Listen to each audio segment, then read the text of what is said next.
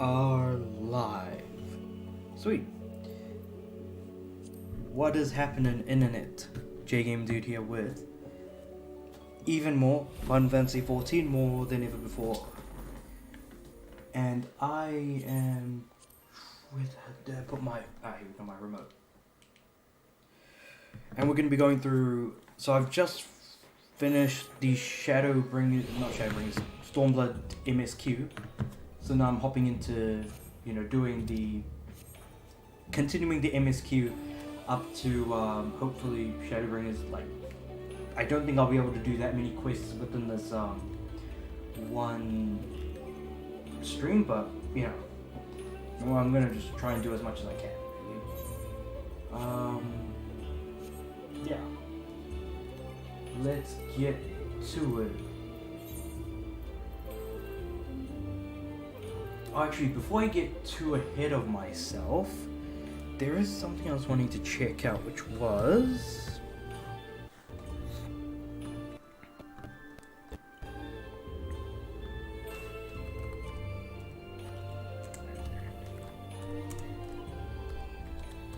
I was trying to figure out where to actually unlock the Reaper class, which I don't even know where to begin looking for that.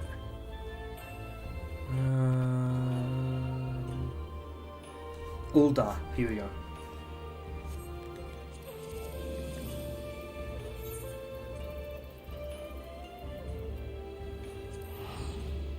We'll just unlock the Reaper and Sage classes first before I get too ahead of myself.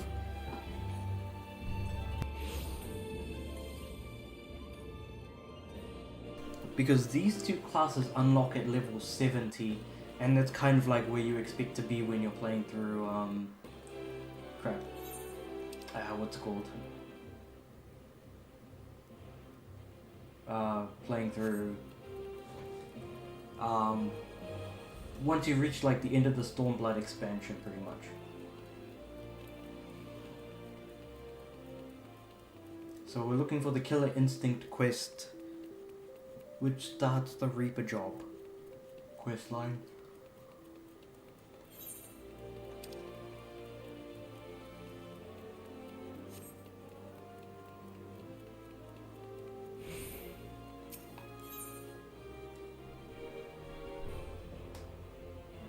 A knack for chasing off ruffians. Are you sure that's all he needs? Lena's, okay. Well, I'll tell you they call her the Reaper and leave the rest to your imagination. Given the way this guy's talking, Flustered doesn't even begin to describe how much he's panicking.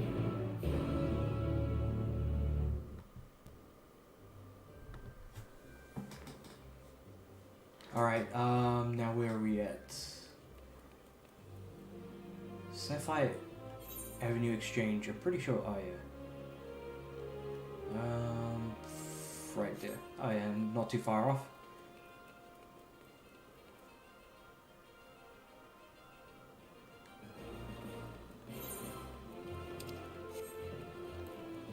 Might just run it actually. Right, so we're around here.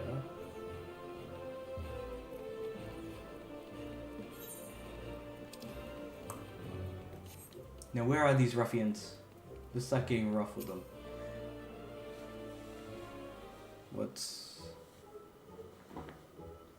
What's happening here?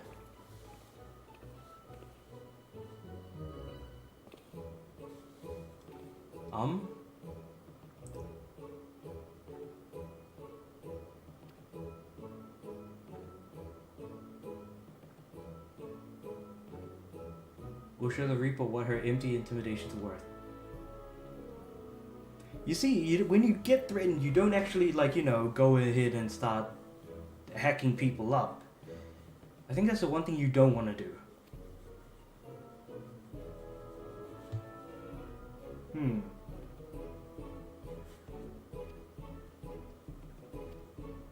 Look, scythes look cool. I'm just gonna say that. Interesting theory you have there, kid, to test it. Oh, it's one of them Reaper dudes.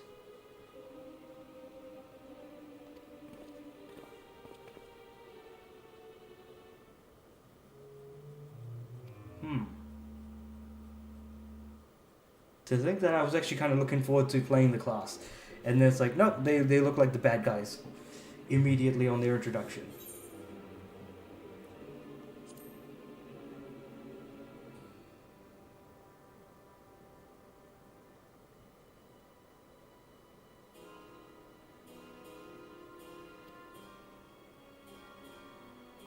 I suppose like most of like the traders in Ul'dah pretty much lie through their teeth constantly, given how Lolorito and some of the other characters have been throughout the story. Though I suppose some are more true to, you know, themselves than others. Depends on who you ask.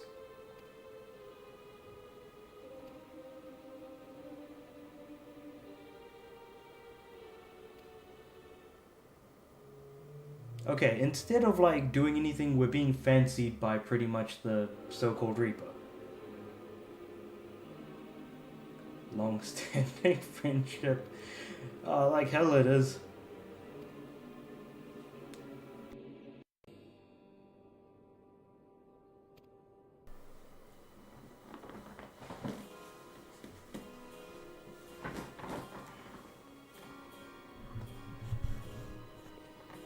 Per lane.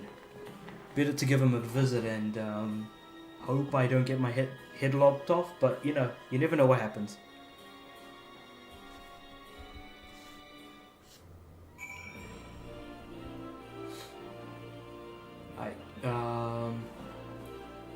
Speak with the loyal Limasa right there. That's not too far off.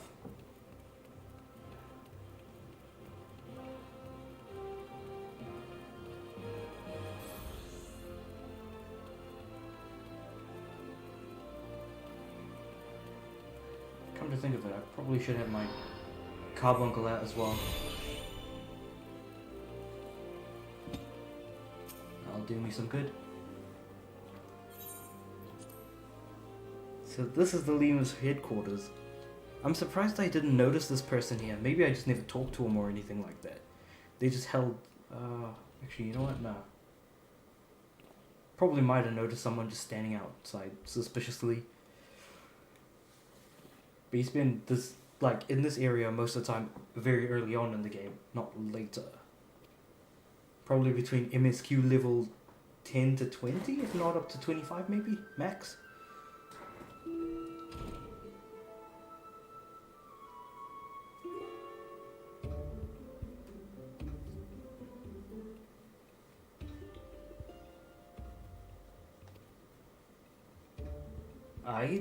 I guess.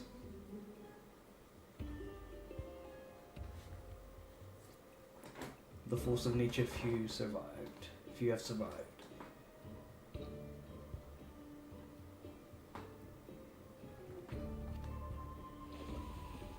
It seems she knows a thing or two. About not getting her own head lopped off instead.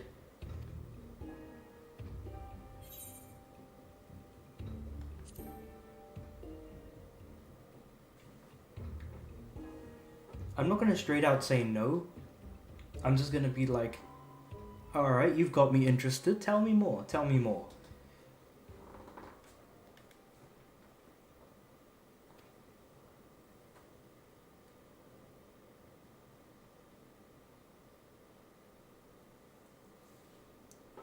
How do you kill someone that's already dead? That's the question right there. You'd not be chasing after ghosts either, if that's your worry. Okay, just a void scent. I feel like we've dealt with so many void scents, especially with the Black Mage character line.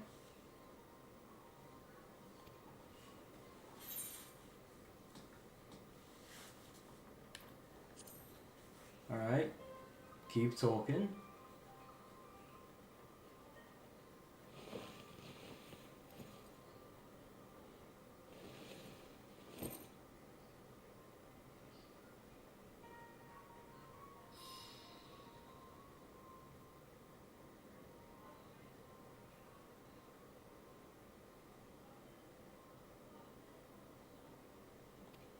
Okay, so she's a Ghanaian.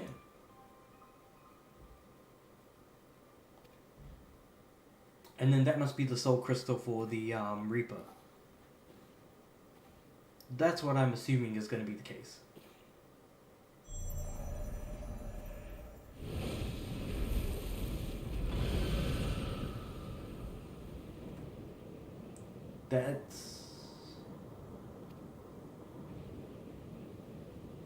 This would be an avatar manifestation of your essence, and the Stygian power of the Void Sin on the other side. Okay, so we control the Void Scent.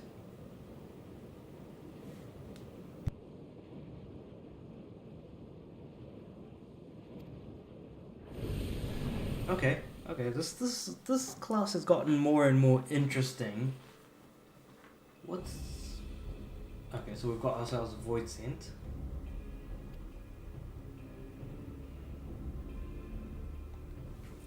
Or supposedly.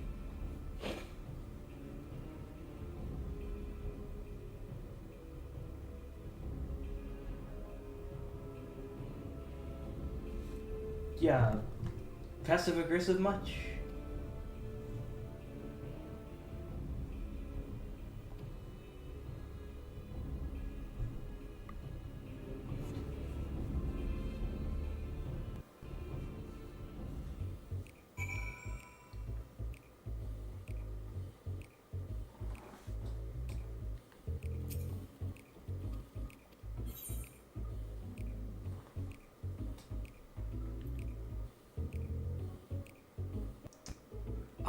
Oh, okay.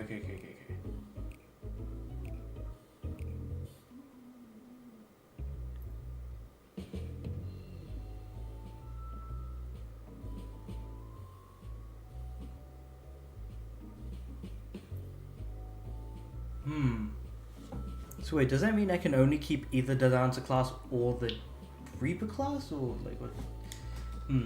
Or maybe that's just I'm taking the question a little bit too literally and it's more figurative.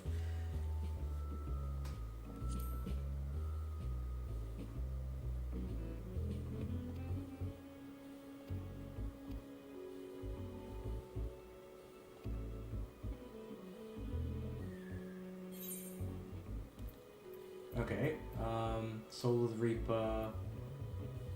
That's a good.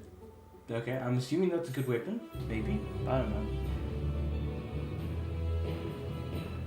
I'm assuming here. The reason why I wanted to unlock the Reaper class and possibly the what's it called? The Sage class is largely to level up other classes as I'm going through, because I've got a few classes already over level 70.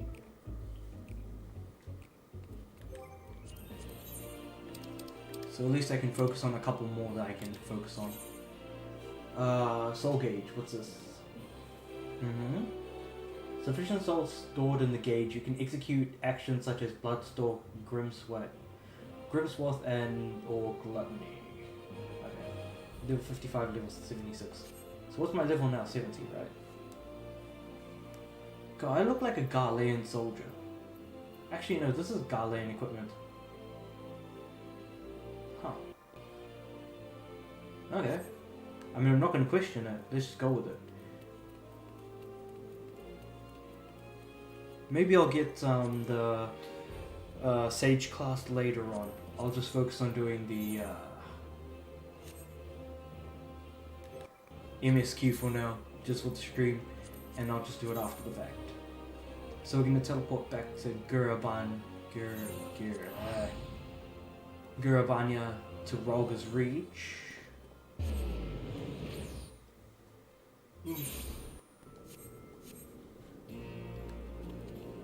We're gonna go on a goddamn adventure. I think the hunt for Omega, an unwanted truth.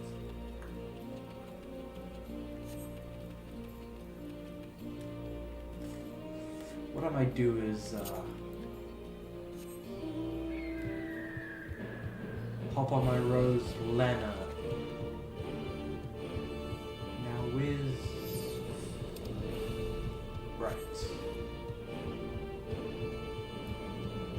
after the events of Stormblood, Arenvald is thinking about, like, you know, the rest of us all going on adventure after liberating, like, you know, 2 locations, like the Reaper class lady person said. After Doma and crap, now I'm forgetting names. This is how bad I am with names. Is I try to remember some. Hell, that might just be bad memory, to be honest.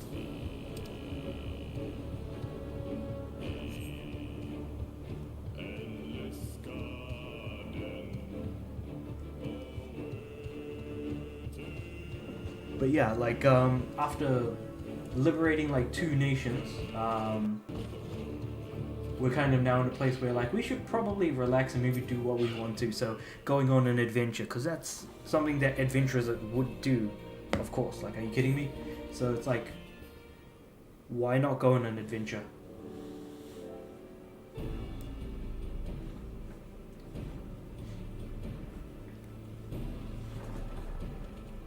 And good old Alphino is going to be joining us, hopefully, unless he hasn't declined yet.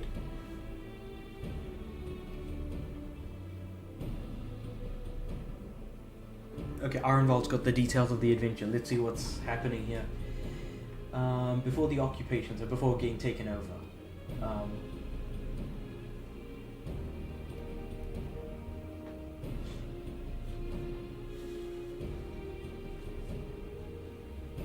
I feel like the king was definitely like a bit of a pisser when it came to actually doing the thing that he does for his, you know, looking after his people and stuff. Definitely no one liked him back in the day.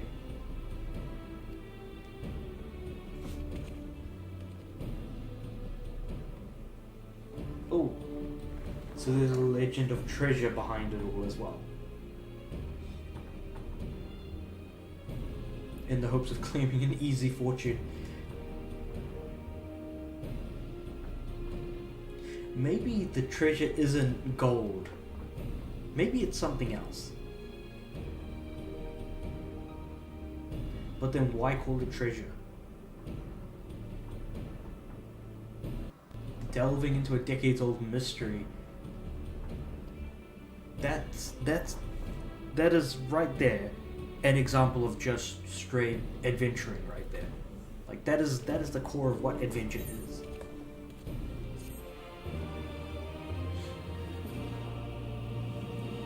I have learned the emote box. What is that emote anyways? Hold on, where's my emotes? Box.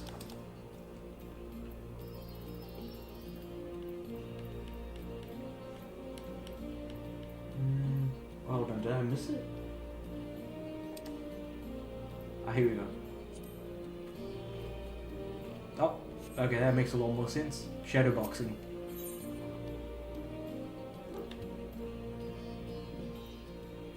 Accessories of fending, slaying, aiming, healing, and casting. Interesting.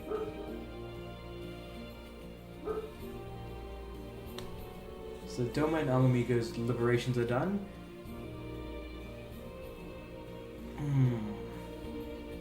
Dalmasca. I feel like when you realize that like this massive entity known as the Empire is now losing strength in places, I feel like the places they do have powers start to like weaken considerably because of all of that rising up that's going on.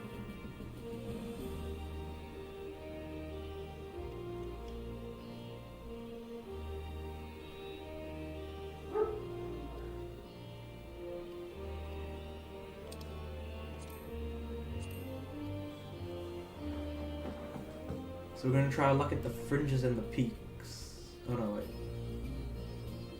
So Arenvald's going to the fringes and peaks while we go to the Alamigan quarters.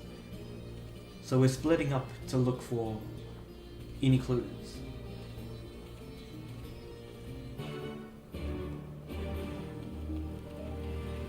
Easy. Easy, I say. Let's get some info.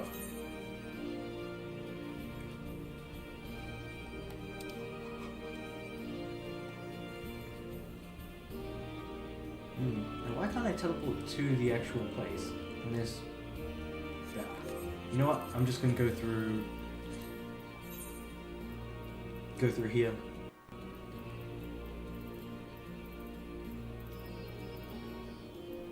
The locks. Luckily, I have the ability to fly through the locks now that I've done. Like, I pretty much have the ability to fly anywhere now. At this point, every location is flyable for me. That is a flyable location.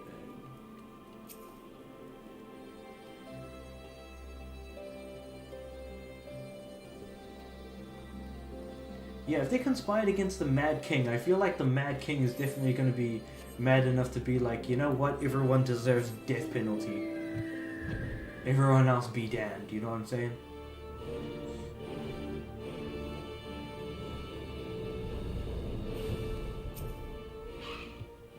Oh, mate.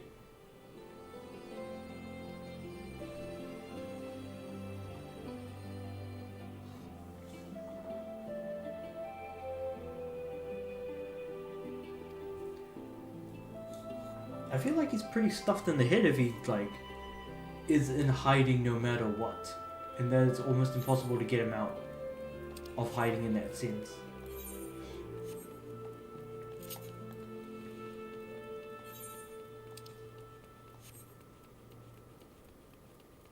So we're finding out more about this sort of, like, what the king was like back in the day.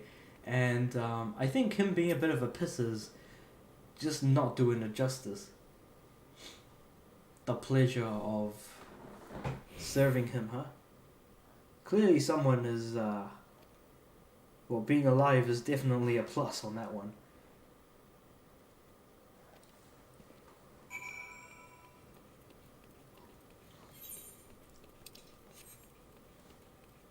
I wonder how far someone would have to go to be called a Mad King in, like, today's day and age.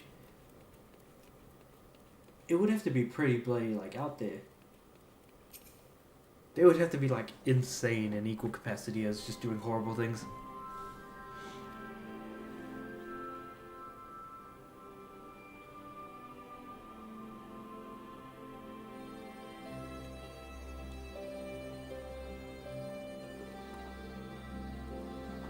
Okay, he executed his own people. That's interesting to know. Good to know, I guess. Is it really, though? It's definitely not a good thing, for the most part, killing your own people.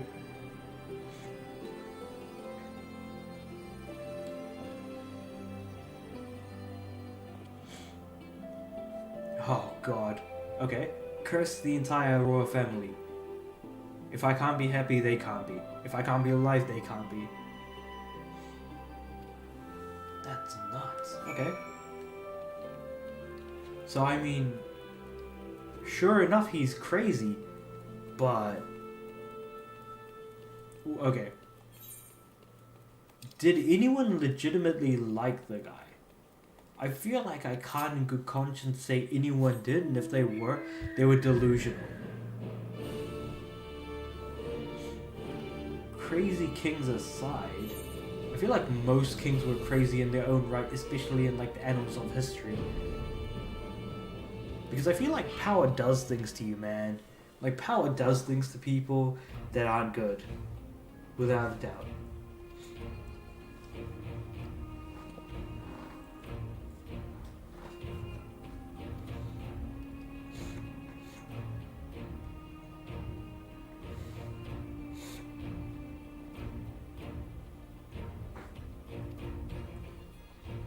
Nah, man, I just learned stuff about how crappy the king was.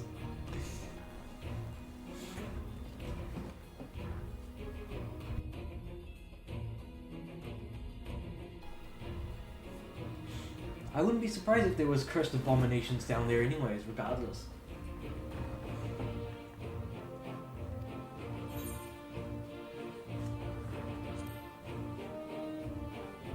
I'm just gonna say it felt genuine.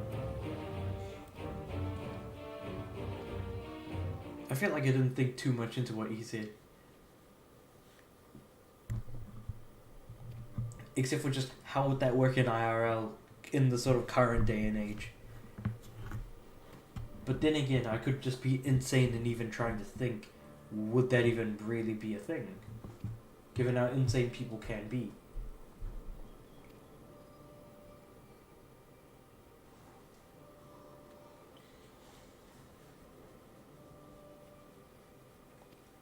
It looks like Arenvald was also like sort of like living on the streets of Alamiga before joining the Scions.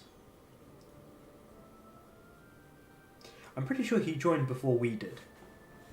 I'm pretty bloody sure that was the case. Poverty and hunger. That'll turn people into monsters more than whatever the king could have done.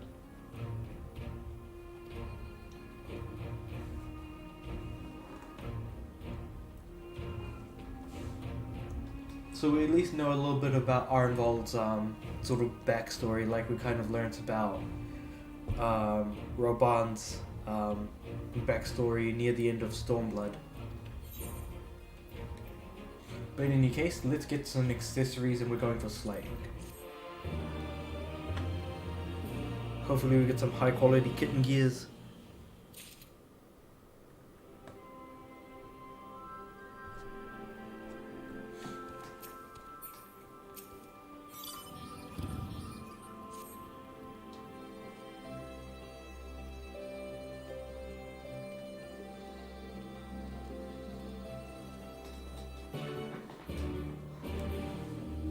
Like, does he actually have an idea of where to go? Does Alphino actually have an idea? Because if he does, clearly some guy's been doing his research prior to all of this.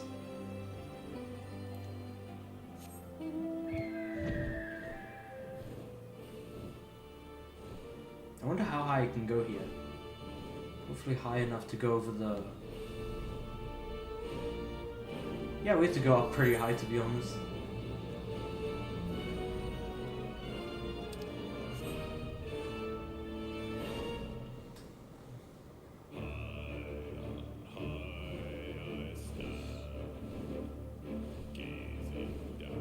So it should be down here somewhere.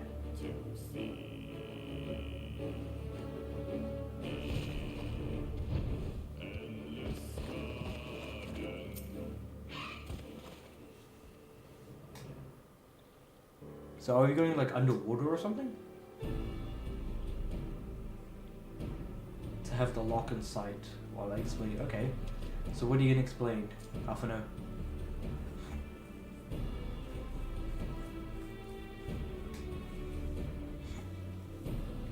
So this whole thing used to be an ancient city? What the heck?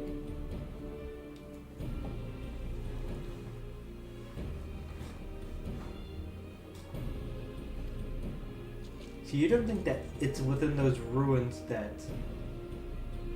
darkness beneath the palace mentioned by Theodoric's former scribe was not a reference to prison but a place still further below, the ruins of Scala. Okay, so the ruins below, but you wouldn't imagine that there would be a lot of monsters there though. Actually, you know what? All the more reason there would be monsters down there.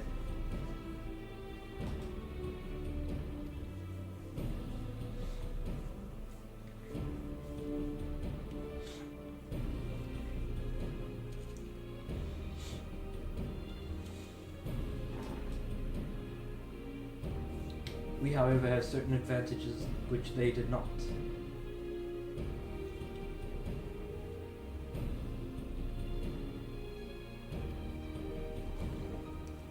It's funny how like swimming is like a big part of like what we're about to do, but Alphino can't swim even if his life depended on it.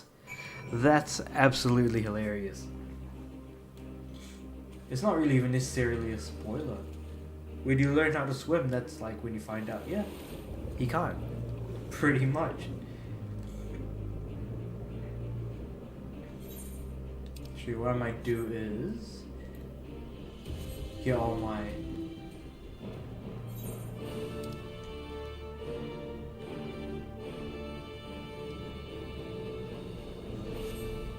I've heard of birds swimming, but like not penguins though. A bird that can swim but is not a penguin.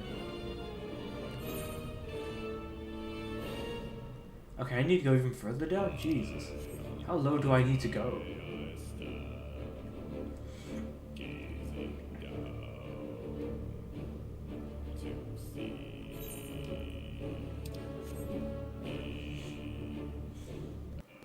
So do I go down or do I go up?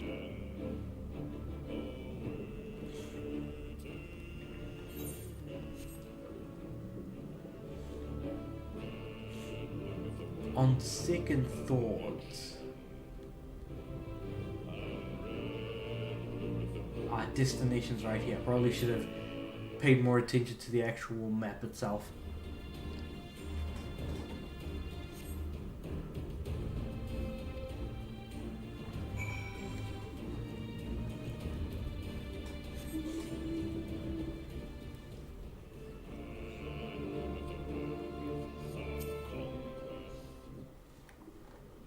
I think this is where there's going to be an instance raid.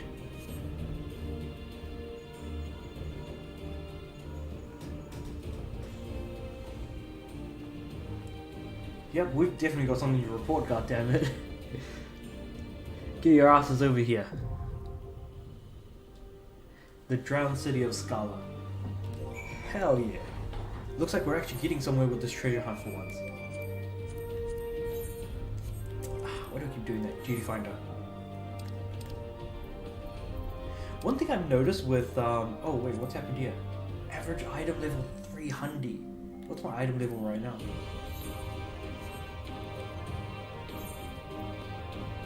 Ah, 283. Damn, okay.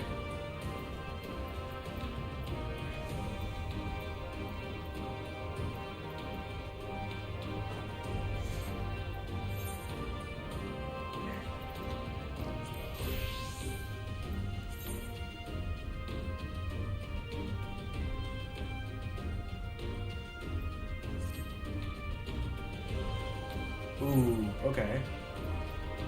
I mean, I could go Samurai or...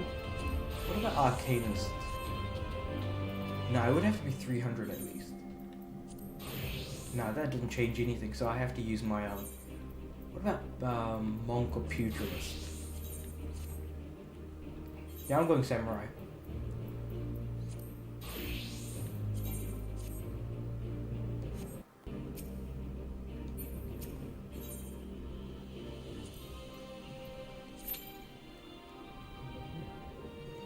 One thing I've noticed with the duty finder, especially in Stormblood, is that it takes longer to get anywhere.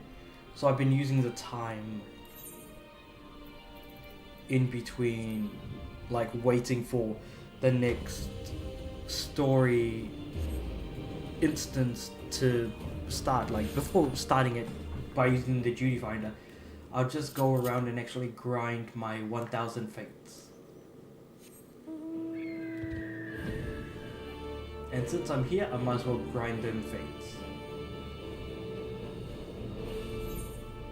Speaking of which, how much have I done actually?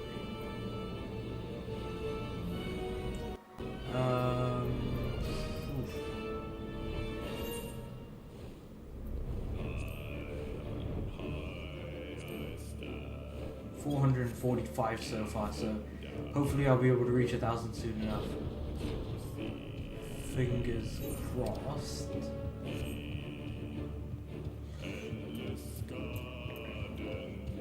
And also the best place to grind fates I've seen, while incredibly boring but does the job just well, is here.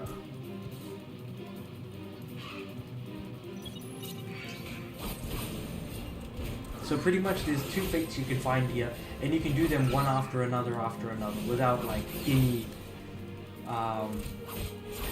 without needing too much help or anything like that. And can be done fairly quickly if you know how to do it.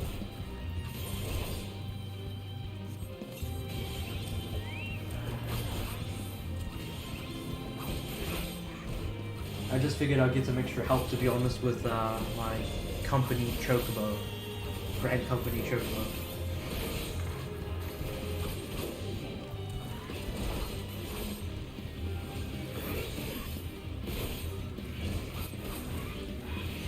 But still, doing like 1,000 of anything is never really fun.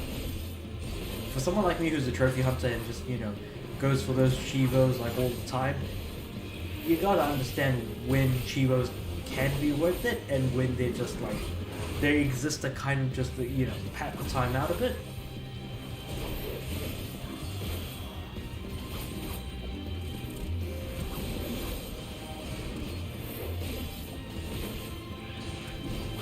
whether it be multiple difficulties in like a single player game, or whether it be say something like crap, what's it called? You know, multiplayer asking you to do X thing a large number of times. I mean, this game is no better in that exact same regard, I guess. Also, I'm surprised my Chocobo actually died. It's not usually that he ever falls over and dies, rather.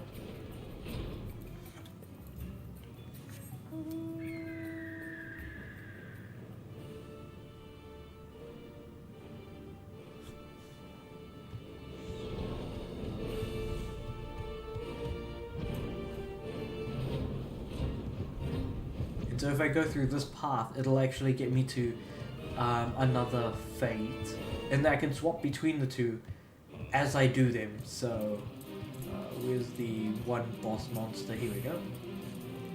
And they're both like just beat a single enemy sort of fate.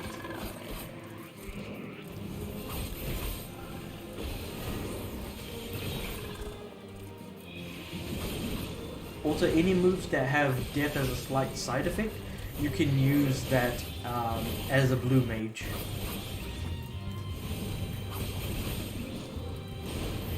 And run through it a lot quicker as well.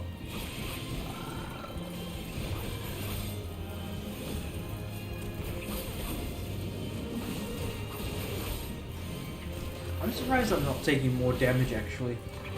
But then again, for some reason, level 50 seems to be the crossover point for where you get so much more stats for some reason. Especially HP. That's one thing I've noticed.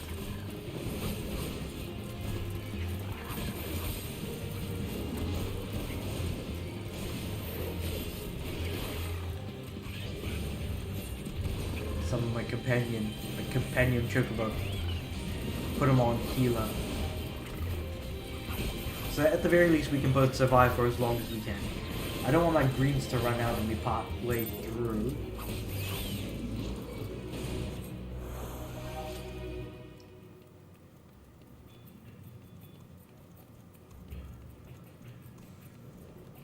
Oh, someone else is trying to do what looks like the fates, I think.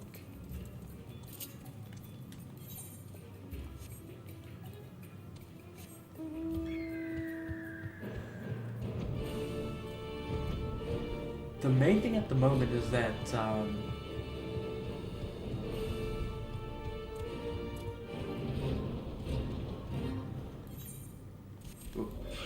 the main thing with like walking between these two is to recover as much health as I can. Because ideally you don't want to like jump into...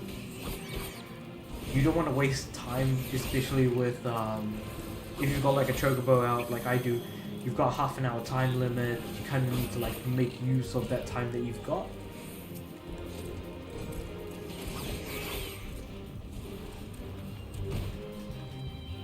In the case of like my health though, my character's health, it's probably better to eliminate some of the enemies that you can, because as long as they don't have that purple symbol next to their name like this 59th Order Roundsman Giga does, you'll be perfectly fine for the most part.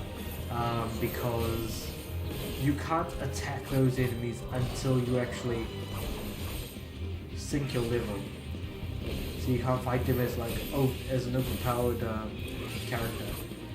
And if you're underpowered, you're just going to get completely slapped back and forth across the face over and over. So that's not ideal either.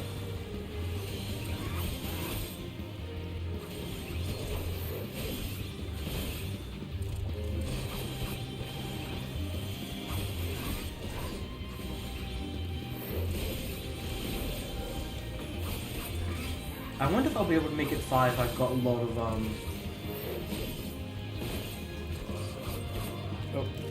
my microphone's on. I'll just turn that off my controller. But I wonder like whether or not it's gonna make a difference.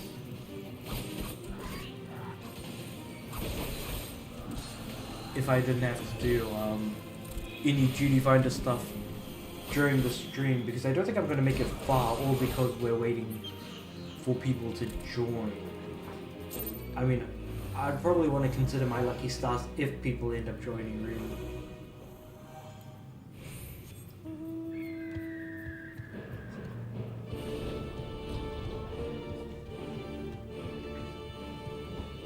Because stuff like the binding coils I'm wanting to do, but I know I can't until I get OP and actually fight my way through, because it's not a great thing to have.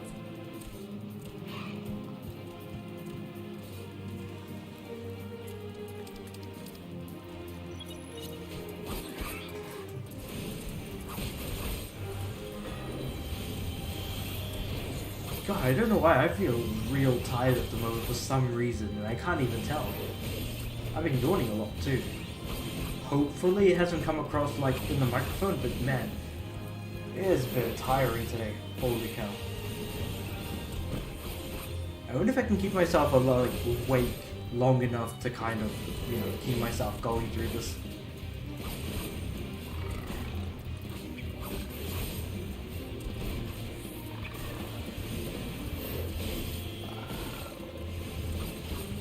Because I could easily see myself falling asleep. It's like, because yeah, for someone like me who doesn't play MMOs, like an MMO generally speaking isn't all that engaging. Like, it's not an action game by any means, but then again, Terra was kind of like that. I need to go back and replay Terra to actually understand whether or not that was more action heavy. We like focus on particular movements, going from place to place. Rather than clicking on a single spot, you'd actually be, you know, dodging your way through fights, dodge rolling, if you will.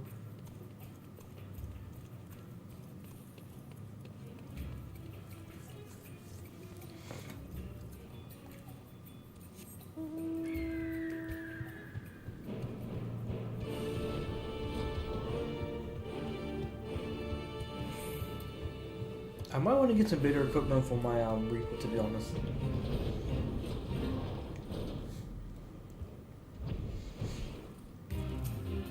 Actually, come to think of it, how many poetic seals do I have? Seals of the Poetics, whatever. Elegant Tombstones of Poetics, I've only got 167, so... It sucks that there's even a limit at all. If there wasn't, I would be doing these, the roulettes every day. With the intention of getting more.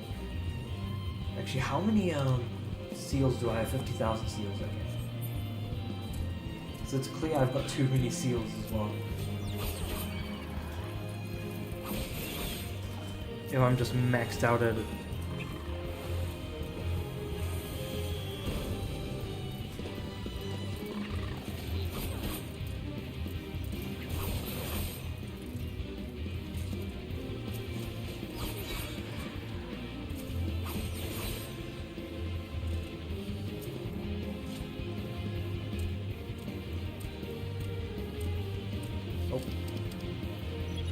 I thought I was like taking out all the surrounding enemies so I could aim for the boss. Didn't realize I was actually aiming for and trying to attack the boss.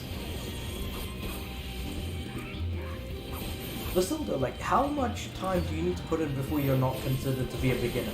That I have a little sprout next to my name. Because I feel like after you hit a certain point, like, surely you're not a beginner anymore. Go around so much, figure out the glass weapon and specialty, like how do you want to handle those characters?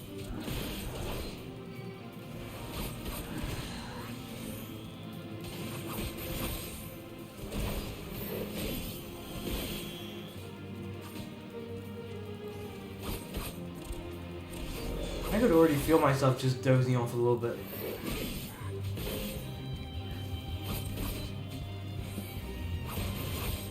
I think that's the downside of like waking up super early, is that you get tired a lot quicker, but you don't notice it until you find yourself in like a more relaxed position. And I feel like a lot of people can relate to that. Is no matter what, like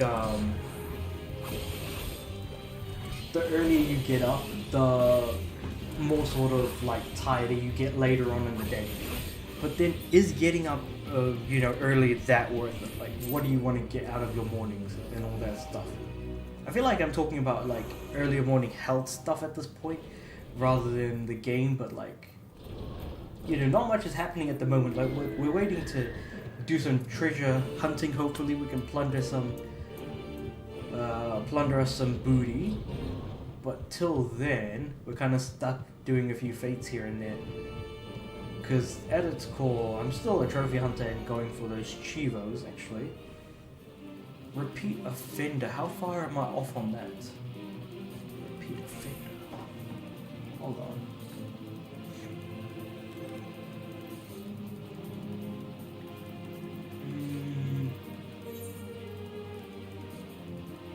Dungeon Siege 3. We're at 94 out of 100. We're damn close. Holy cow, okay. To a gold trophy.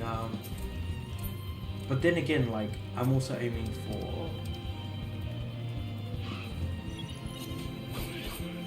the 1,000 fates as well.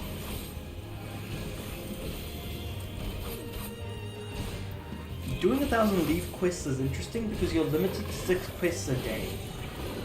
So you have this sort of like a daily limit, and then on top of that, you kind of, you know, do the math and realize, oh, I need to actually, you know, play this game for about 6 months minimum to actually be able to do that.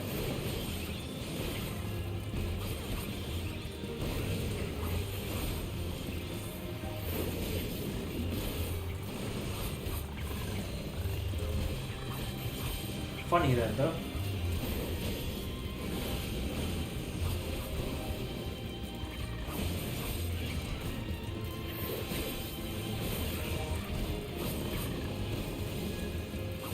Also, I wonder if, like, when you think about it, like, is there something wrong with someone if they're excessively yawning? I feel like you could get a locked jaw from yawning too much, because, like, you know, you're opening your mouth pretty wide, so I could see that being kind of like,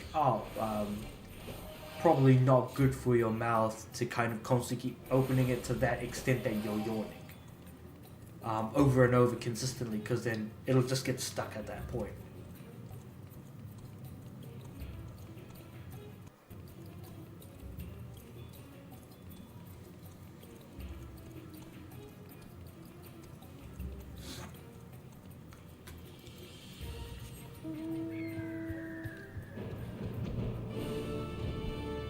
But by all accounts, you would think that, like, you'd think that yawning would be a good thing rather than trying to stop yourself from yawning. Because, like, what's the worst thing that could happen if you tried stopping yourself from yawning? Like, if you tried stopping yourself from, like, saying, like, you know, taking a piss or something like that, you would have an engorged bladder of liquid. And that's, like, really, really bad for your health. But I feel like there's no real way of being able to stop, yawns.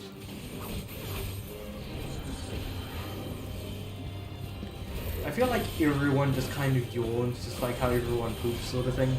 Same sort of situation.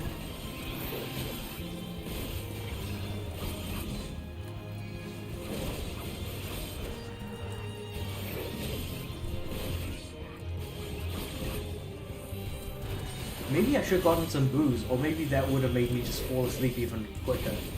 I mean, it's like, what, Tuesday? Tuesday at like not all that much past midday, mind you, either. So I don't think, like, middle of the day of a Tuesday would be a good time to have a drink. As nice as that would be.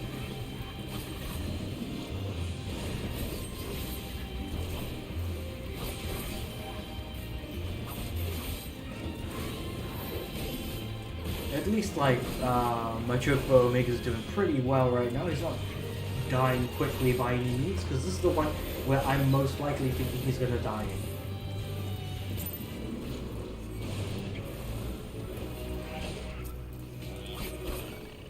Oh, he's dead. He's gone, Burgers.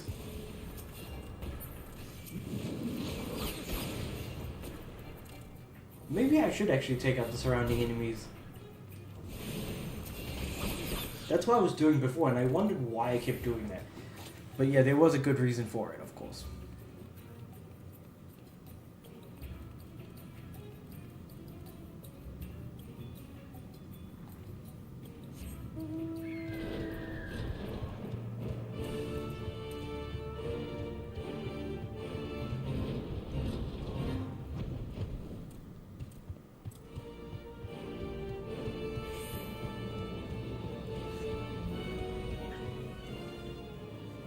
Come to think of it, I need to check something on my phone here.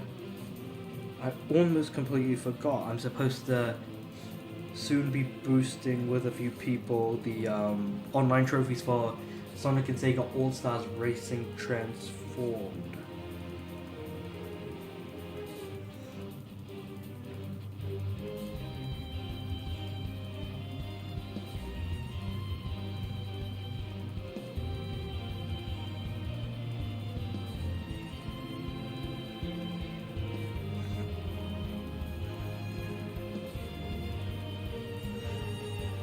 They haven't been on for a while, but I've got enough controllers to where the two of us alone can do it.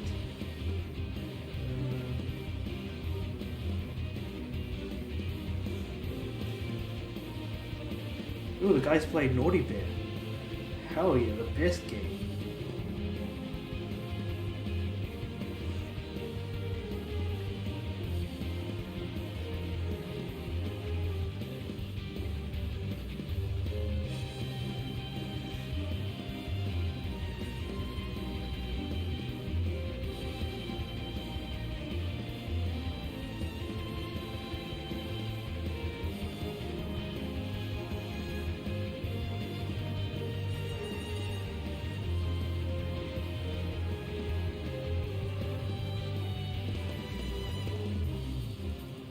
Interesting. Anyway, that was just me looking through the guy's trophies, but anyway. Probably should focus on actually doing these fates, because I swear, like, it should not have been like this higher number to do fates. I feel like that's definitely more closer to bad trophy design than it is good. It's good achievement design. If it's achievement in-game, if it's not like Chivo related, like you know, Xbox achievements, Steam achievements, or in this case trophies, it falls under the worse off category.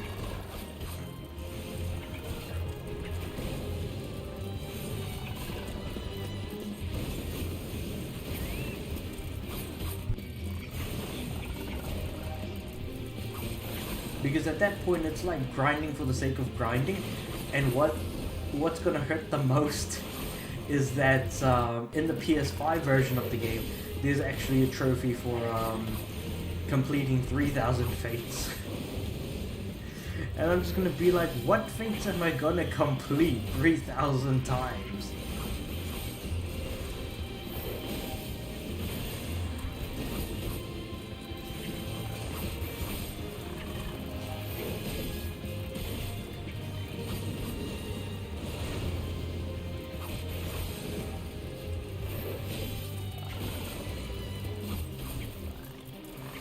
I feel like the free company chat's always popping off.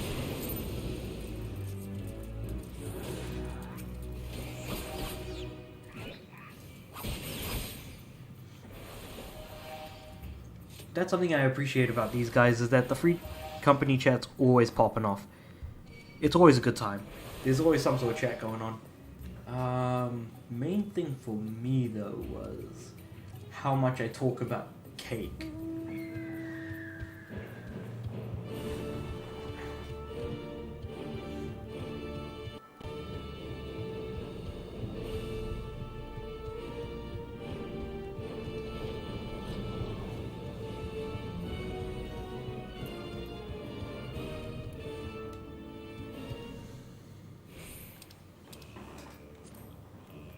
I'd actually switch to party so I don't accidentally, when we do actually go into like a party for once, that I don't accidentally type something and then it goes to the Novus network.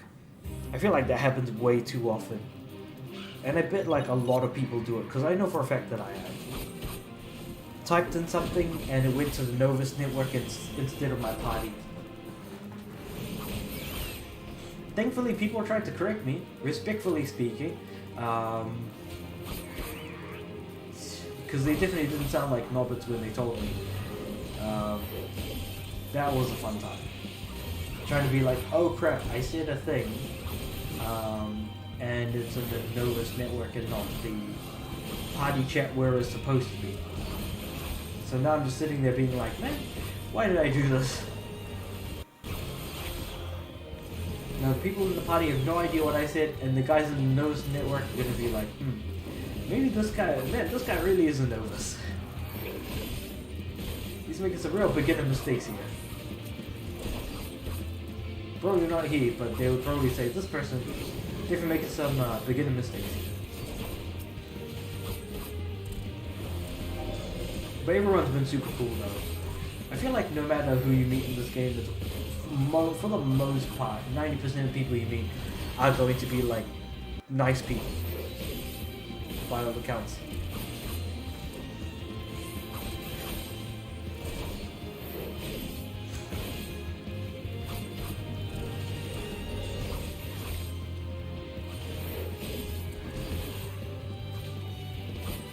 Now I'm just wondering, like, when I have kind of, done with the MSQ for this game, like, what am I going to play next? And that is certainly a question. I just don't know what the hell the answer is going to be to that. I don't even know what I feel like playing, because I feel like I just feel like playing this over and over. Well, maybe not over and over, but like I might be pretty like over it after I've done my 1,000 leave quests and I've played for 6 months. Beaten the MSQ up to and including Endwalker, and it's kind of like, what do I do here now? What do I want to accomplish next? What do I want to play? What am I feeling?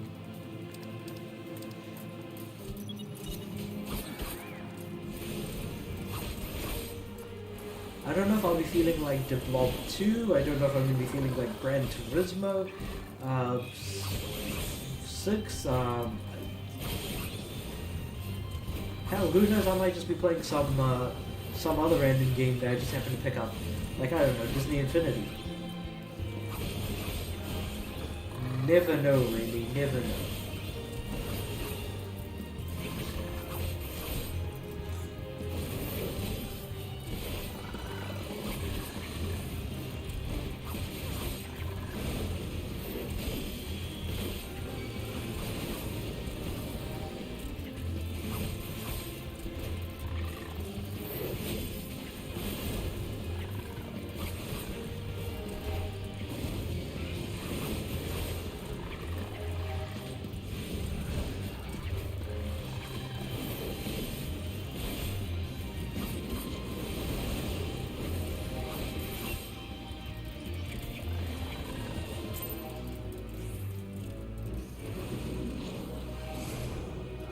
Oh man, I could already feel myself nodding off.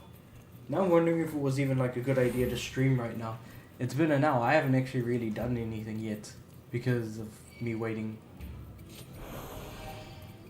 The GD find at 26 minutes, no one's joined. I'm not giving up though. Definitely not giving up.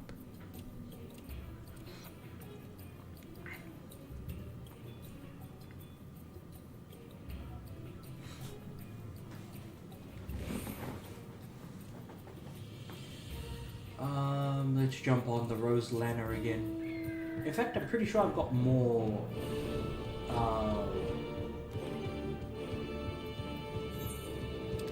Do I have more? Oh, I've got 21 irregular tombstones, so I could probably get like another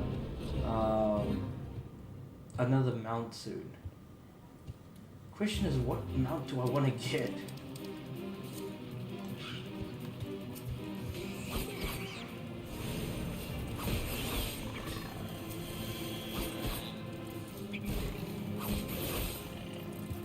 Because there's some good mounts in this, like some very interesting looking mounts in this game.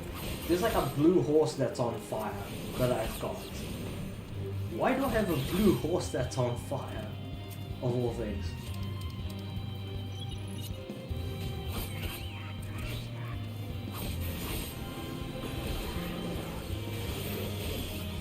Plus, that doesn't really like stink as any less on My Little Pony, if anything, as well.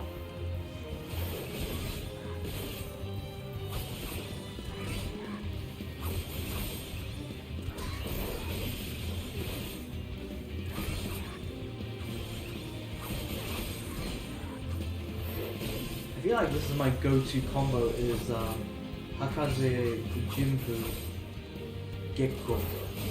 And then I try to use Third Eye as much as possible in between Leg Sweep, Bloodbath, and Faint. Is this the best combo? Absolutely not. It's probably one of the worst ones to use, maybe. I haven't really gotten used to using a Samurai yet. All that much at the very least.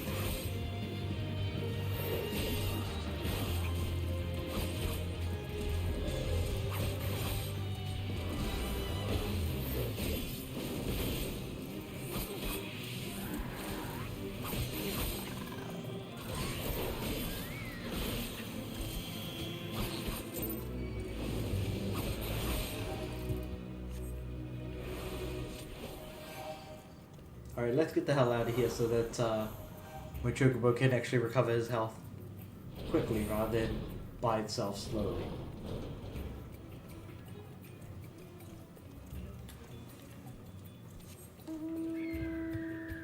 Oh, we've got another DPS class. So we're just missing like... Oh no, he left. Damn it. Thought we had him.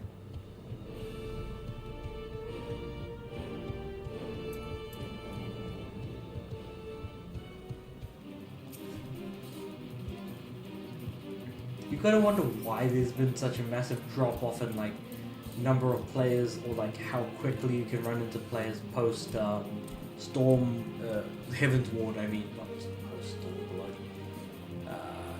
Post Heaven's Ward, pre Stormblood.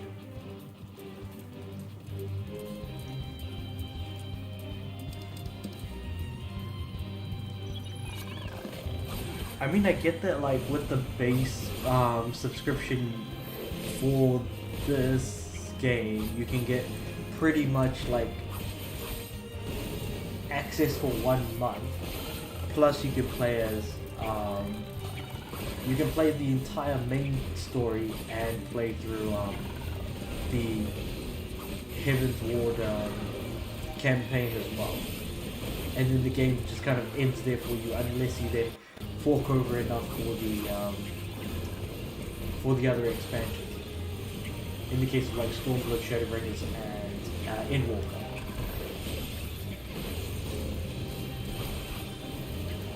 But there's going to be additional like MSQ after Endwalker, so as part of the 6.1 patch, which is going to come out mid-May. So currently we're like at not mid-May, mid-April. What am I saying? So currently like we're at... Oh, sweet, we got it.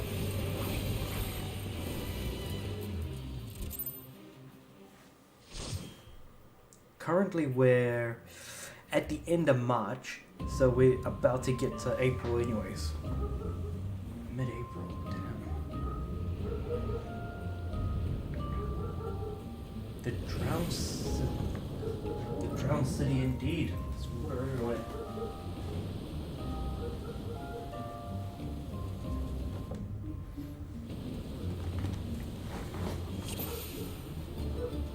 Alright, let's go. We've got an archer, we've got... I can't tell if that's a berserker or a paladin or something rather.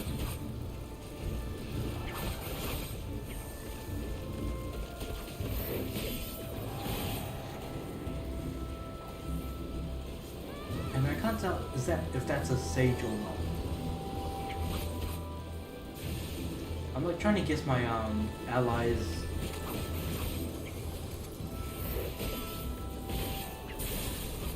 My allies' classes at this point. Samurai's got an interesting image to it though, to be honest.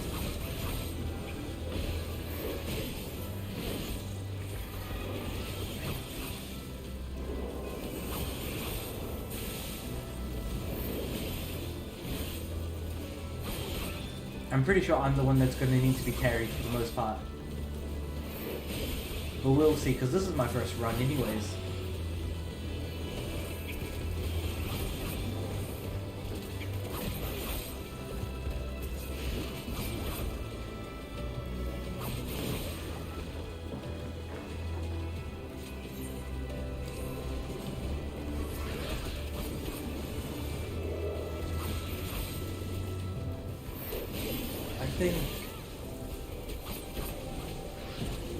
I know I'm going for like pretty basic like combos here, but I think when I start doing the more sort of extreme, not extreme, rather the savage run, yeah, the savage runs, that's when it's gonna start to really, difficulty is really gonna start ramping up.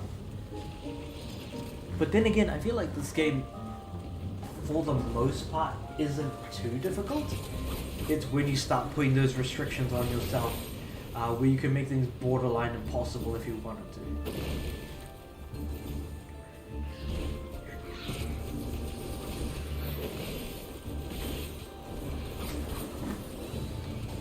Oh god, my butt's sticking to my chair now. Hold on, I need to stand up for a sec.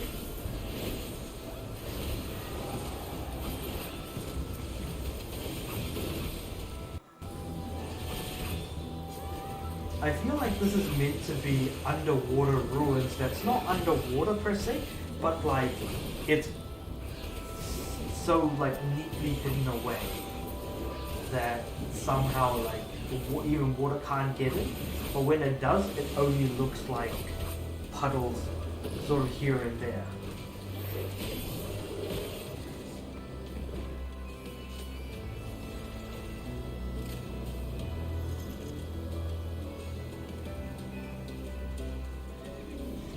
So the first boss is Kelpie. I've heard the name Kelpie a lot, and I'm pretty sure it's something in mythology that Kelpie comes from. I just have no clue what. But I can tell you for a fact I've heard of it multiple times before. I wonder if anyone chat knows where Kelpie comes from, because I think Googling now might be a bad idea.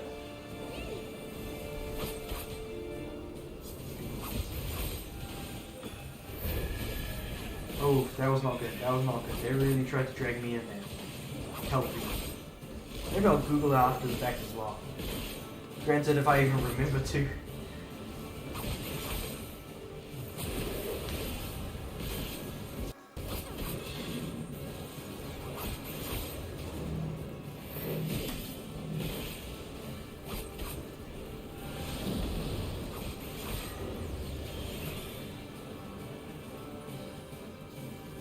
Okay.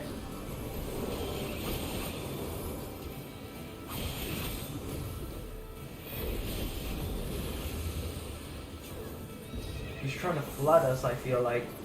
I don't even know what those blue balls do, but if they're anything like the balls of darkness that try to attract you, you need to run into them, to the ones that other people are attached to. Because by that point you can actually like save them from taking any damage. So that's mostly done by the person who's the tank. In this case, it would have been Waku Gri. Waku Gri or Waku Gri?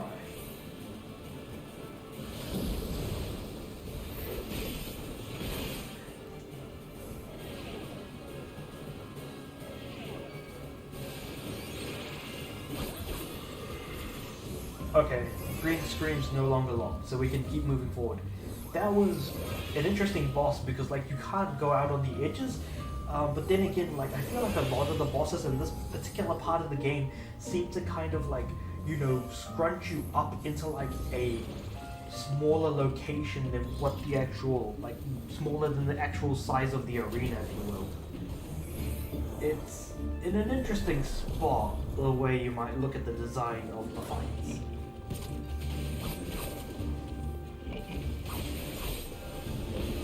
Is it beneficial or detrimental? That depends on like what your thoughts are on the actual design of the boss fight. It's like all about the attacks that are being sent out. Are they wide enough? You know, are they small enough to where the you know, you don't get too bothered by the small amount of space that you've got, but it's big enough to where everyone is able to dodge or, you know, use skills or have particular mechanics in place that don't instantly kill you. There's so many things that you could do, and when I say mechanics, it's mostly stuff like, oh, you need to destroy these 2 objects, otherwise, you know, anyone near those objects are going to die within a blast radius, and, you know, you would need to revive them to continue using them. Like, those sorts of things. I mean, that's how Final Fantasy XIV has those instant death mechanics, the particularly punishing mechanics in some of the raids and things like that. And the hard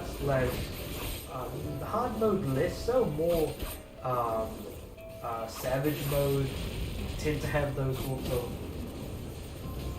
mechanics in place to try and make you, like, you know, trip up and then you instantly die, and dying becomes more of a setback than it does in most parts of the game.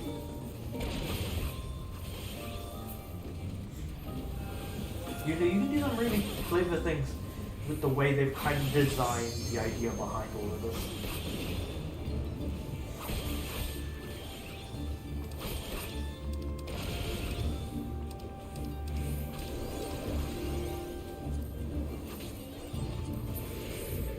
Let's go with that.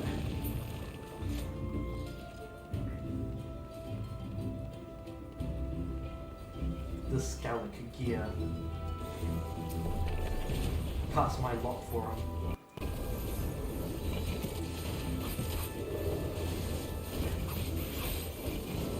With how much, like, the monsters are covering, like, the ground, it's also probably worth, like, trying to keep in mind that, like, you don't want to, like, stay in any areas where the enemy's going to use an AoE, an area of effect attack, and the next thing you know, you're being shot backwards because, you know, you couldn't see the range of the attack, because there's nothing but monsters covering the area.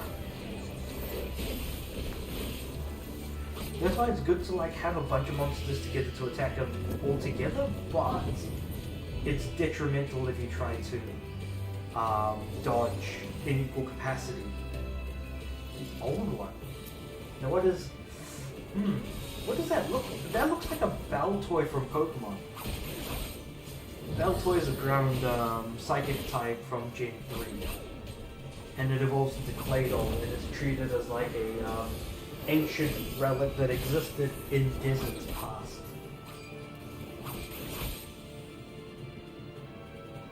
Oh, here we go. Subservient, I guess.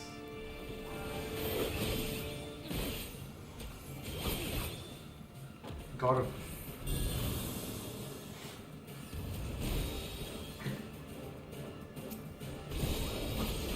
Oh jeez, need to get out of there.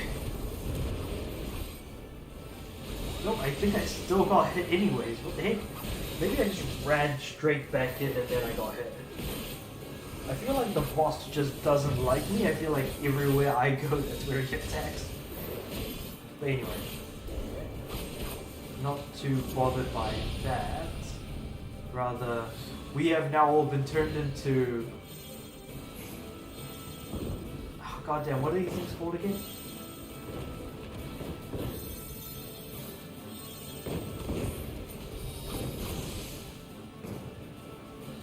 Oh, I can actually attack? I probably should have paid attention to my actual, like, hotbar to see what I can actually do skill-wise.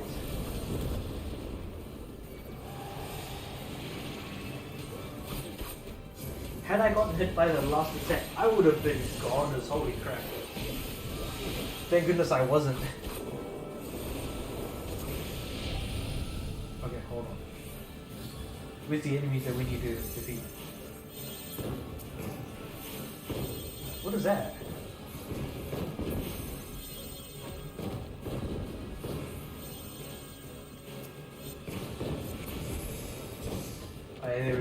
So we're just like laying rock bombs at this point.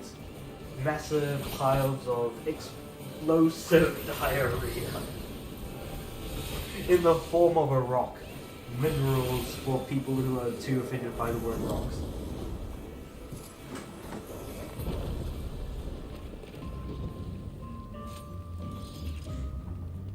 Okay, sweet. Elegant scrolls of poetry.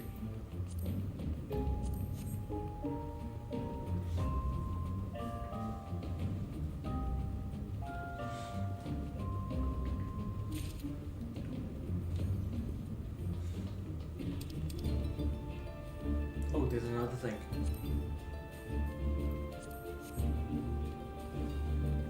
Damn, like Walker's already just running away with it. Trying to like attract the attention of enemies and he's by himself. Guy's confident, I'll give him that.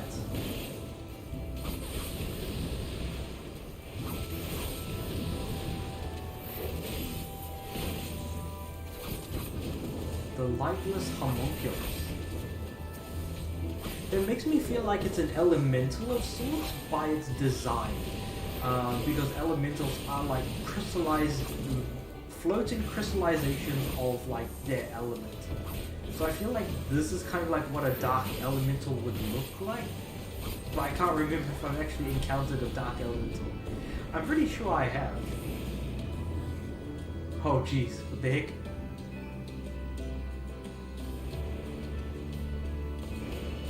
Did we just get turned into Zanvita? What the heck?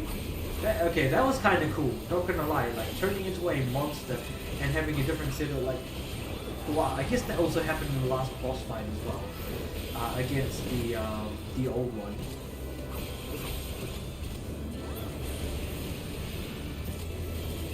Well, what's old is new again is all I have to say to his name.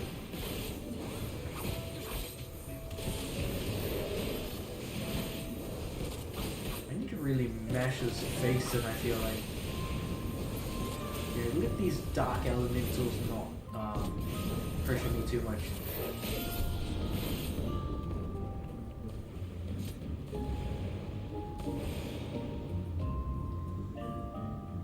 So are we going back the way we came?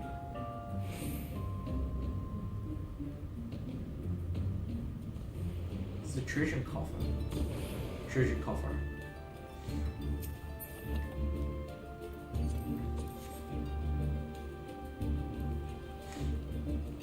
Probably shouldn't have focused on that and just kept going, to be honest.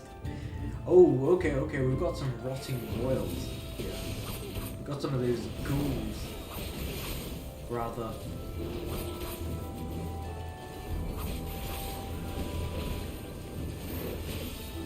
So I feel like these rotting royals are the cursed monstrosity, cursed abominations from the legends that we were talking about earlier on as part of the story.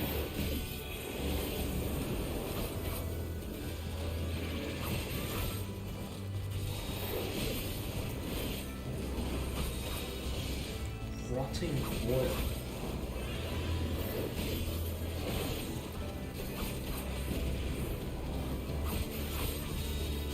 Thank goodness I wasn't taking any damage during a short period of time, but I'm pretty sure I'm going to get my ass whooped if I do start taking damage. I feel like my defenses aren't particularly high, but then that's what it means to be a DPS character.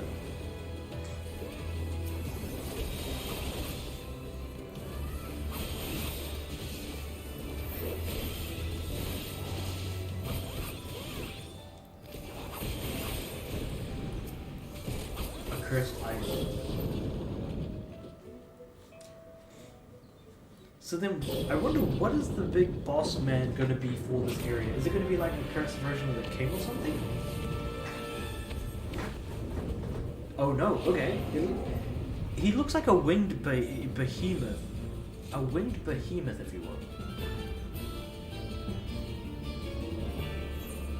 Oh, I got locked out. These guys just ran straight in, and I'm like, guys, come on, don't do this to me, please. I wanna be helpful.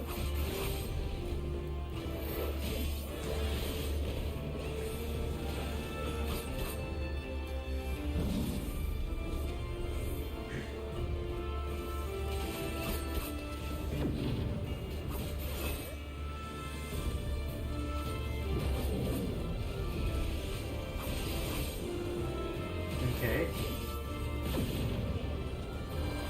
Oh, confused. We're attacking each other, Jesus Christ. Are we both still confused? No. I'm just gonna use second wind to heal myself a little bit.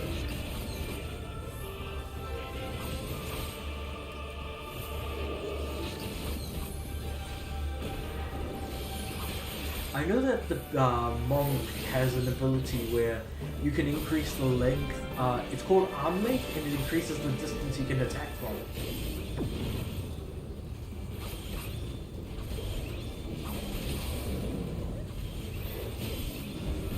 I wonder if like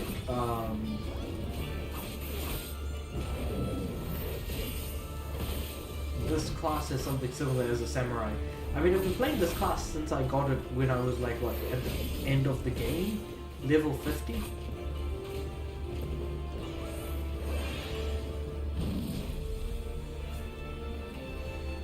I still take like probably the heaviest amount of damage. That's probably because my defense is the lowest. So that might just be the stats talking on like how much damage I'm taking.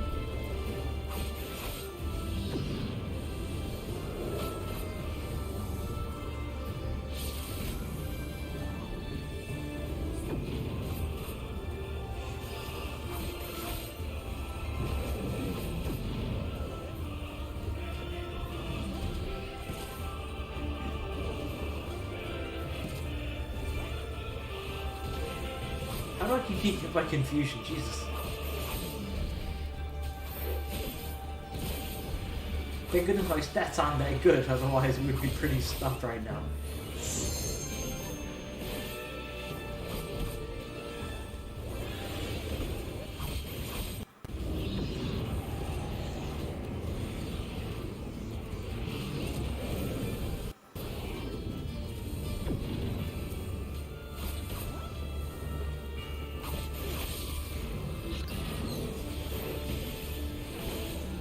Getting there, like this thing has got like a chunky amount of health. I don't get why this guy's got so much freaking health. Here we go. But then I feel like all bosses kind of have like that really massive health bar that just barely trips off any amount of damage that you kind of throw at it.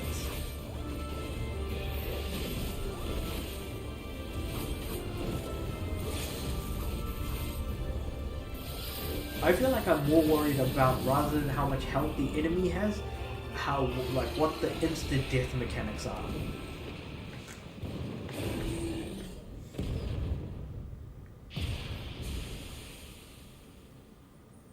So is that the accursed king? King Theo something or other did?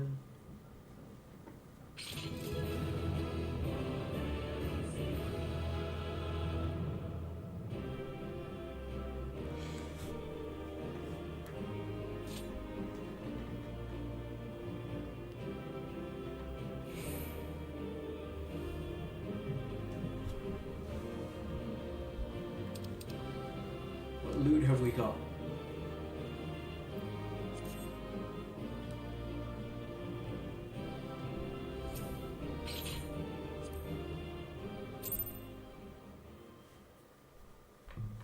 Yep. That was this run. I wonder. Oh, bugger it. Did these two just fall from the ceiling? Jesus Christ. Are you alright?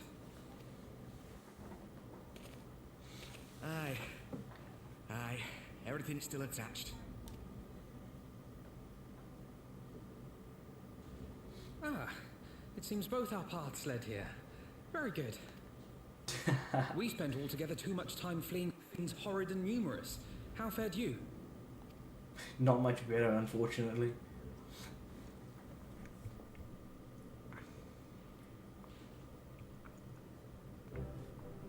Much the same then.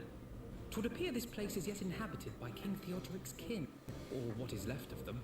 The work of terrible magics, I fear. Terrible, aye. But Their misfortune is our fortune.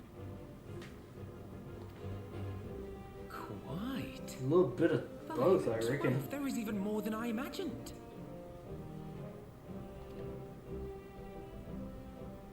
Both fortune and misfortune is what I would say we're getting here.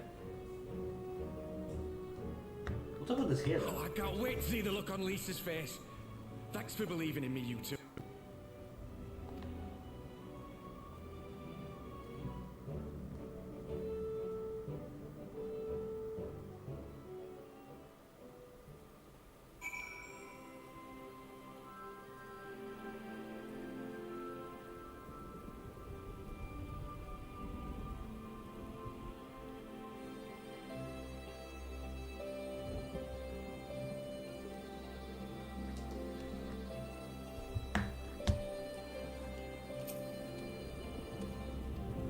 I mean, that was a good adventure, to be honest. Going treasure hunting is like, you know, the key to like what you people could call a classic adventure. Oh jeez, right. I'm supposed to be leveling up my Reaper class. Let's get back in there.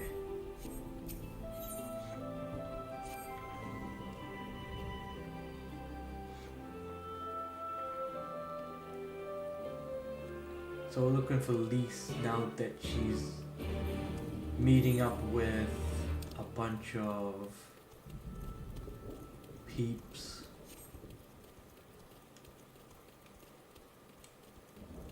I wonder what's gonna happen to Alamigo though.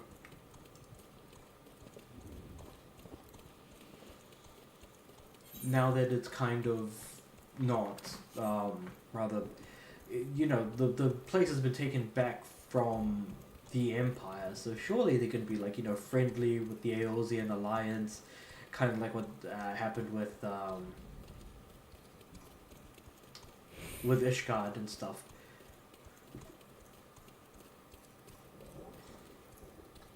Ah, there's Lise. She's talking to someone. I wonder who that is.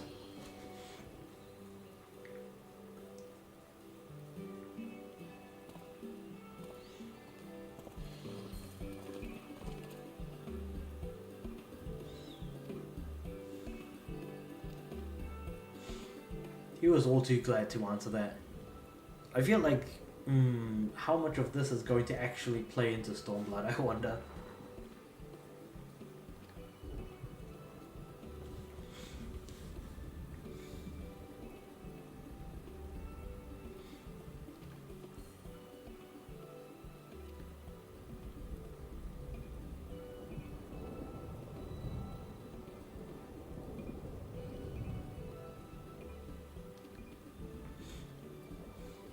I wonder if she's just gonna leave it buried. Oh, nope. Maybe I assumed too much here.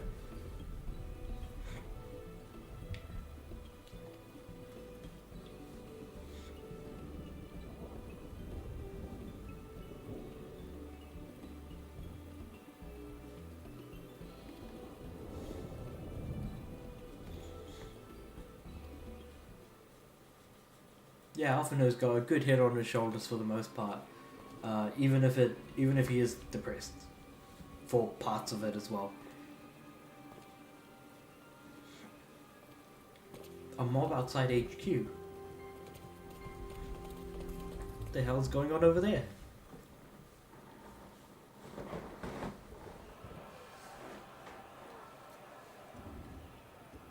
Step back, all of you! Like hells we will! We know who you've got in there! We're not leaving till you hand her over! Bring her out! Bring her out! Oh, What's it's going her on? that they're talking about. Someone let's slip about Fedora. It's true then! The bitch really is in there! I knew it! I bloody knew it! We demand vengeance! Bring her out! Today we butcher the butcher! Butcher the... Come on, you don't mean that! We'd be no better than the Imperials if you'd all just calm down! But that's not going to calm down this crowd. That monster and her thrice damned skulls dragged my man from our home and beat him to death the street! Aye, and my dad! That bitch has spilt enough blood to fill a lock! We all know her crimes. She's a traitor and a murderer. How many of your resistance friends have died at her hands, eh? And here you are, protecting her! Yeah, that's not a good So look. The that's fact what that all that fuss went is out at about. all.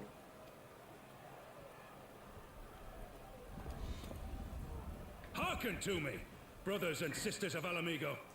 At least Rohan comes in for the save. What's gonna happen here? Hey, who's this? That's the Bull of Alamigo. My friends, you are not alone in your anger, your grief, your despair, for it is mine as well. That gnawing pain in your breast, it is enough to bring an old bull to his knees.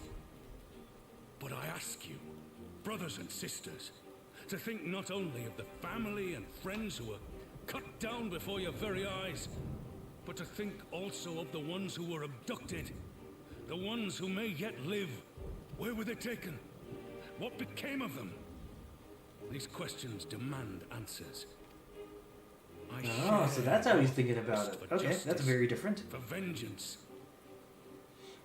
But we will gain only fleeting satisfaction if we give in to our base appetites. We will never know the truth.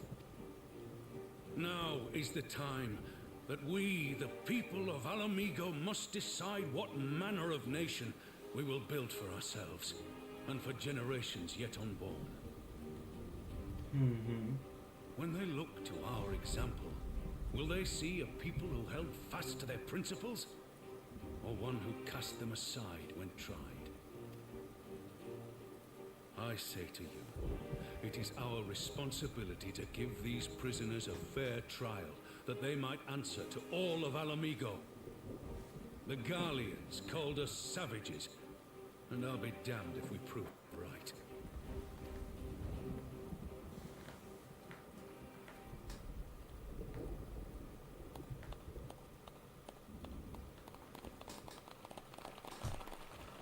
And that's why he's the leader of a nation. Whereas I Lisa's, know you're right, I do, but I can't.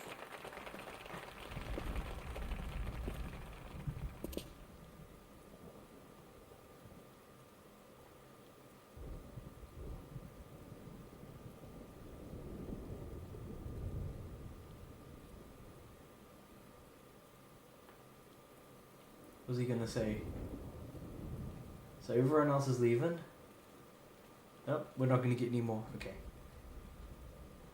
That was a bit of a scene. I guess the name of the quest makes a lot more sense now at this point. Also the little like wind up Kani following me around. This is absolutely adorable just looking at her.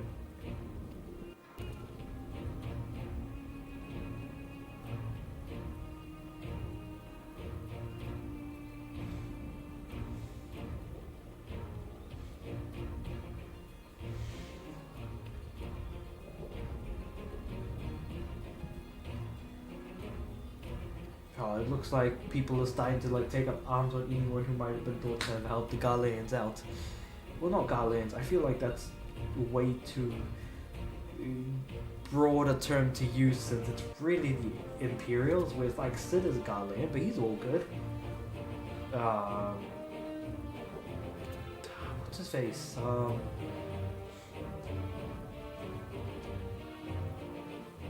Ishgard's head of something or other, the head of the house, his second in command, she's also a Garlean as well. So it's not like all Garleans are bad necessarily, it's just the Empire in particular that's like really sort of pissing in the wind, I feel like, more than anything. And is splashing on the face of everyone else.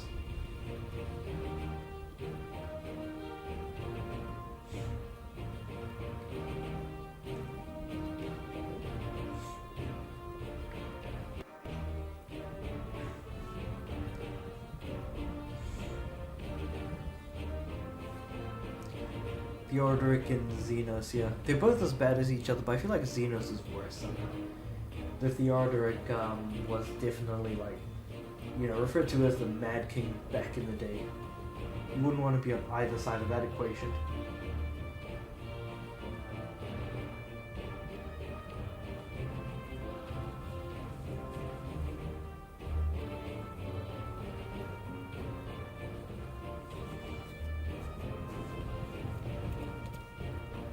Because we, the main character, have also seen $4 pass as well. That she was treated, you know, really poorly regardless.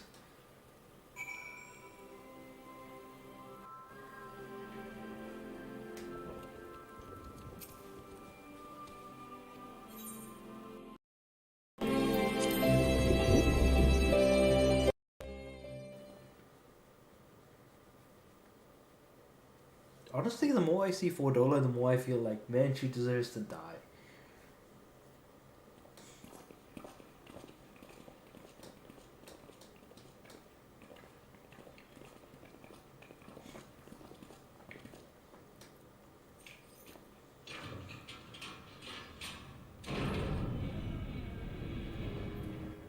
And I kind of forget that the gallows would be no different from the prisons, but the gallows themselves are pretty much like nearly a torturous, like, walk of death, rather.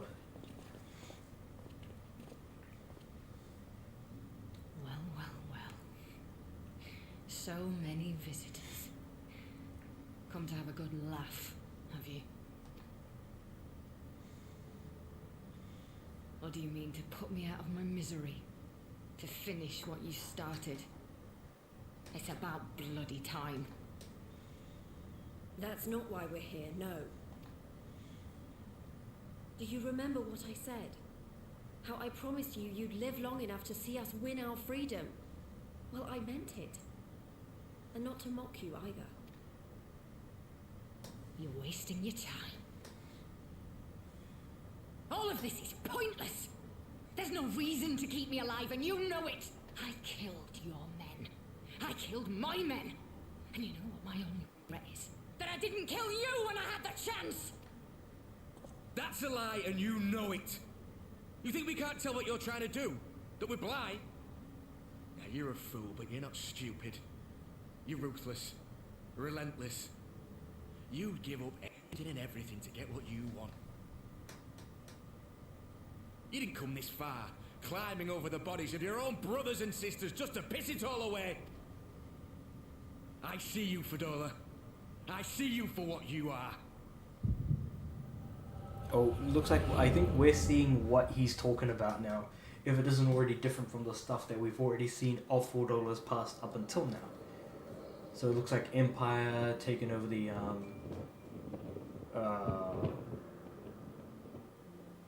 district that we're in at the moment. Okay, so that's a younger $4. Alright, living under the Imperial Come along, banner. Fedora. We mustn't be late. The Imperial Viceroy will be attending today's banquet. Is that her mom? All right. Then who's the big guy? Is he... he must be Imperial. Father, what's that guy's like? Is he nice? Are you friends? There you go again with all your questions. Oh, okay. Lord Gaius is a great and honourable man who looks after all of Alamigo. He's very big.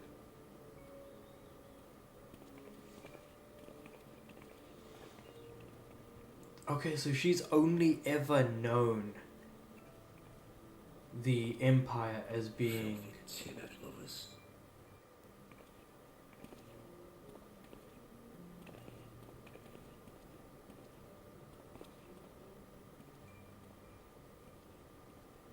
Interesting. Father, what did that man call?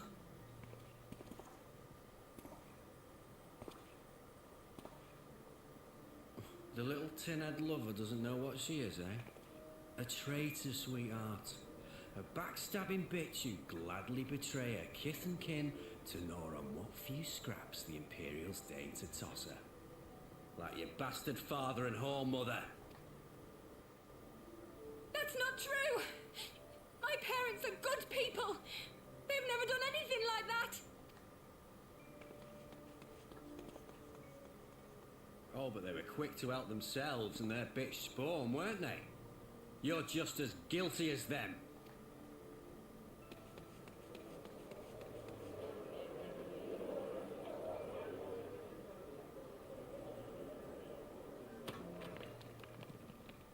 Rock. That was probably intended to be thrown at her. Fadola! Traitors!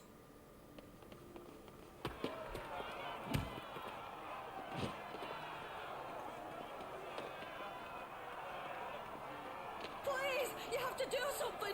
My husband and daughter are in danger. They're not Soldiers gonna of the step them on. Imperial Army are under no obligation to intervene in the disputes of armed.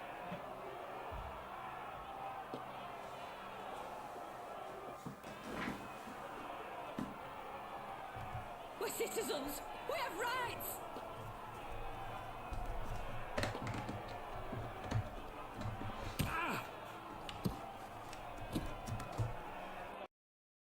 I'm scared.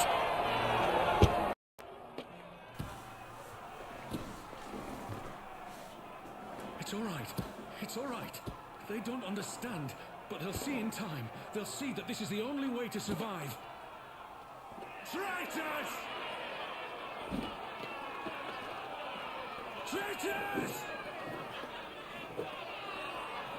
I feel like most of the guys that are throwing rocks at this point are pretty much dead in the current day and age. Though I suppose a rock to the head is enough to kill a guy.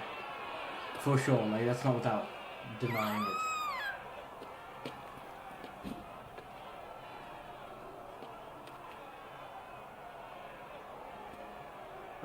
Let the savages have their fun.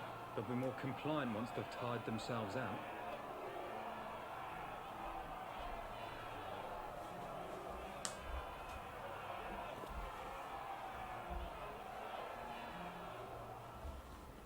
Yeah, this is definitely more of a case of that really sucks.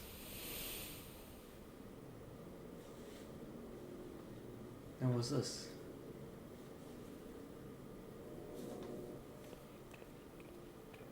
Fadola, please. You already have citizenship. Why would you...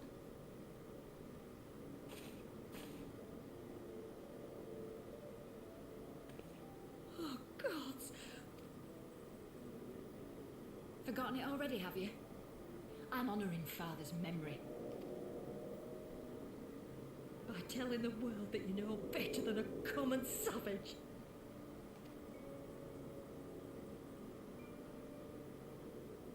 Am I though, Mother? Are any of us? Can't you see? Citizenship means nothing to them. If you're not a pure-blood Garlean, you're no different from any other savage. So I'll play the part.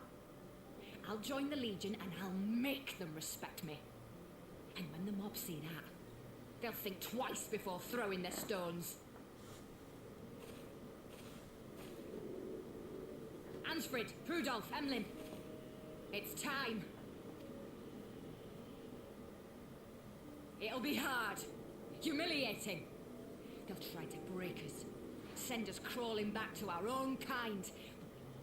No matter what. We'll bleed for them. Die for them if we have to. We'll do whatever it takes to be free! So wait, what exactly was she trying to do to become free this entire time? I feel like she tried to become free this entire time, but I don't think she had a plan, nor did she have anything thought out from the looks of it. And all purely from the perspective of being born in a place of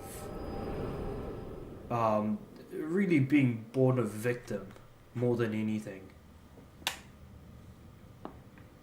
I mean, that's just rough, isn't it? So, you mean to play the part one last time, eh? The unrepentant traitor whose death will serve to unite the people? So that's what he's on about. That's what Arenvald is talking about. That makes a lot more sense now. You had every chance to kill yourself. fashion a noose from your clothes, wait for the guards to leave you alone long enough to slip it over your neck. I said shut up! Ah, but then it would have all been for nothing, wouldn't it? Whatever it takes. That's what you said.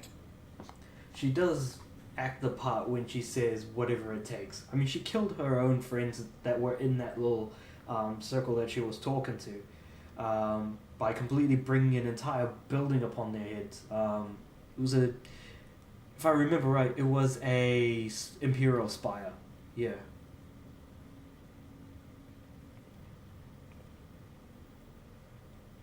Been in my head, have you? Had a little peek at my past?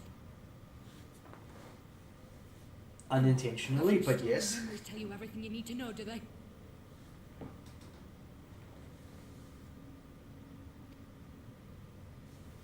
Don't you dare patronize me! You don't know a god's damned thing about the life I've led. Bastards that killed him. The bastards that let it happen. My father deserved better!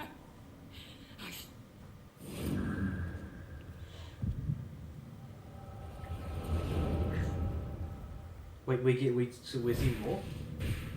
What else is going on? Oh, Ilbert, okay. This is our memories, though. Of, like, when it finally ended, the whole thing with Ilbert. Or was that the dragon's memories and Ilbert, and the dragon managed to get Ilbert's memories? You. The things they've done to you. The lies.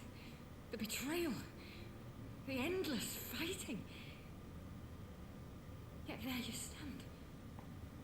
Unbroken. How? Why? That delivery is just... Anyway. You know why you saw. That's gonna be my answer.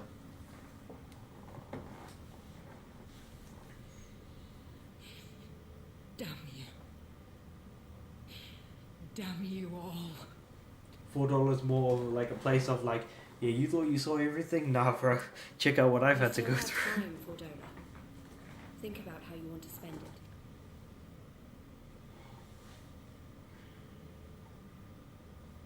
Let's go.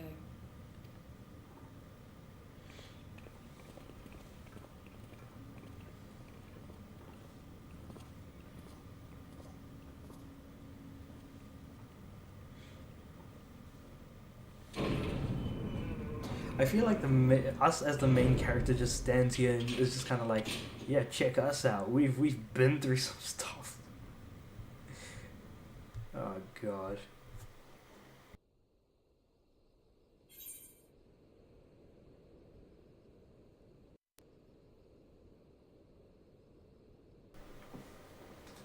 Oh, what's this? Orchestral roll, the measure of our reach. Okay. That's actually not bad. I think I quite like that one. The measure of our reach. But anyway. Neither here nor there on that one.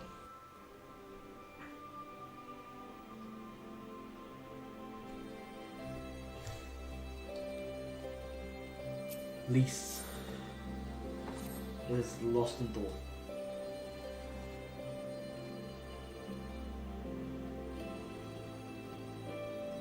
Every now and again. Okay. I mean, again, it's not controllable when we get the visions and stuff. It's just random.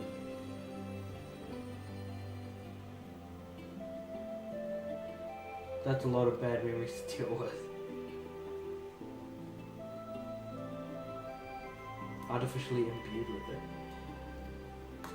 Artificially imbued leads me to kind of believe that, like, you're being forced to, you know, take all of this in, then being able to deal with things yourself.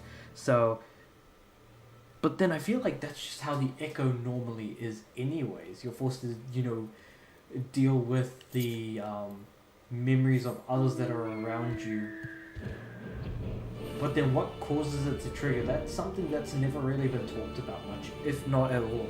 It's been like a massive plot not even a plot hole, it's just remained unexplained for like the better part of like the last, since like the beginning of the game.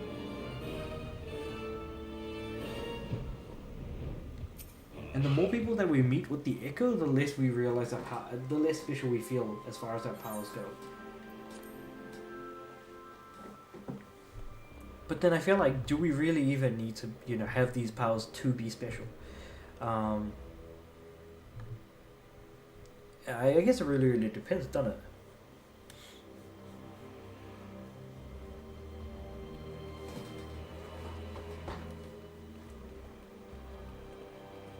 Roban.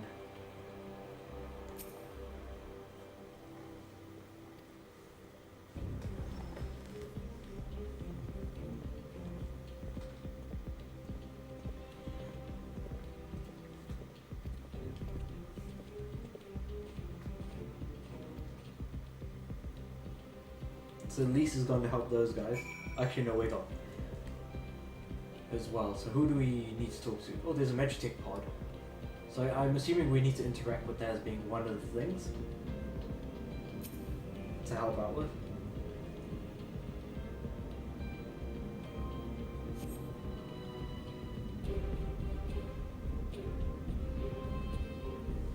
Supply subject. Master subject. They've tried to do some real sussy things, let me tell you. Fallen scrap of parchment. What on earth could be written on there? This question. Idle conversation prohibited. Okay. Eating and drinking prohibited.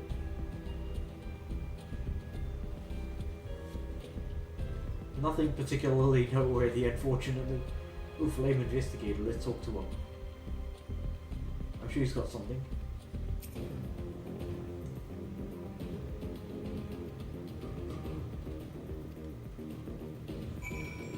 I feel like these experiments have something to do with the fact that she's got the Echo. You know, to do with $4 rather.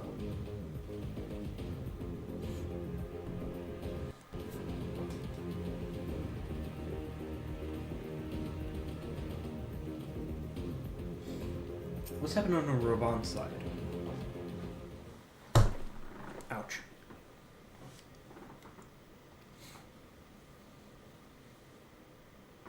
So we're just sharing what we found, though I doubt anything about the rules is going to be mentioned, rather.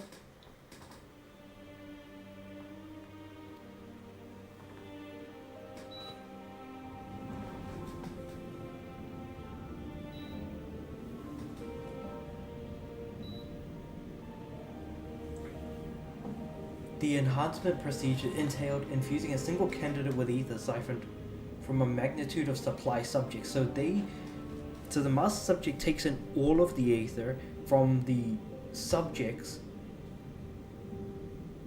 that would be absorbed. So they were trying to recreate Kryle's Echo. Okay. Of an unrivaled ability to hear the whispers of the soul, and it seemed probable that the procedure endangered the same acute sensitivity in $4. So they're trying to replicate the ability that she had, that Kryle has, but then so far we haven't been confirmed as to whether or not Kryle still has that ability. But I don't think that, I wonder if that's going to be brought up at all. But you don't just see that past, you live it. All the emotion, all the pain. Imagine what it would do to you. You'd never be the same again. 100%. Sale was completely transformed by a single glimpse of Ral's Horace Volga's past.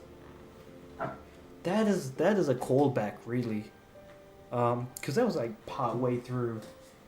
Heaven's Ward. The Heaven's Ward expansion, which feels like it has been a long time ago since I played it, but I'm sure it's only been like a couple of weeks, 3 weeks max.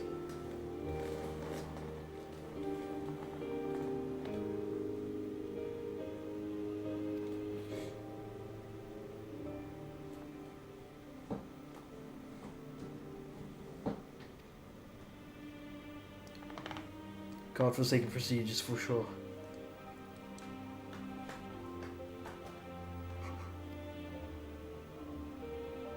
At least not for the foreseeable future, she's not going to be getting her comeuppance.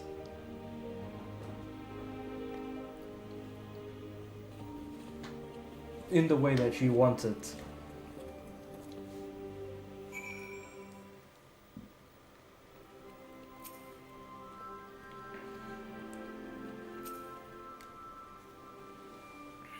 You know, it just makes you wonder, like, how cartoonishly evil the Empire is in this game. It really does make you wonder, just, like, how much worse they could make these guys look.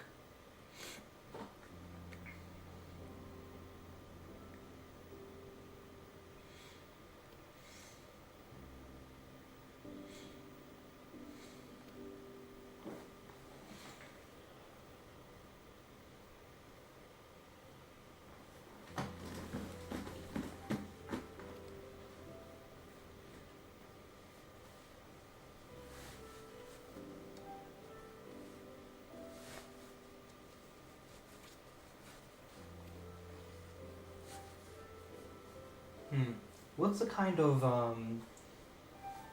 leadership gonna be once everything's settled down here in Alamigo versus, you know, being in Uldar?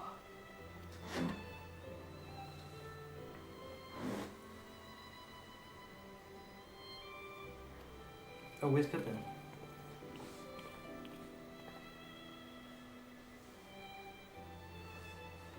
Oh, what did she say? The Sultana.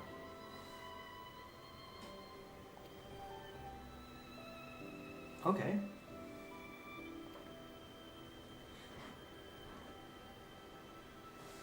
I'm surprised that he's still alive. I thought that Pippin would be, like, sure to die close to the end of, like, the last few missions of Stormblood. But no, he's still kicking. I am very much surprised about that.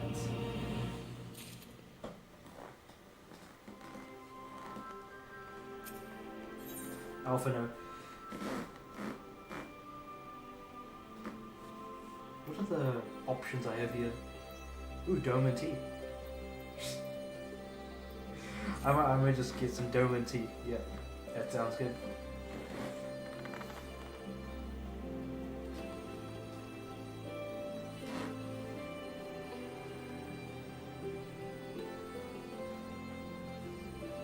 Looks like we're heading back to Uldar now. Bartholomew in Uldar. Teleports. Uldar Steps of Nald.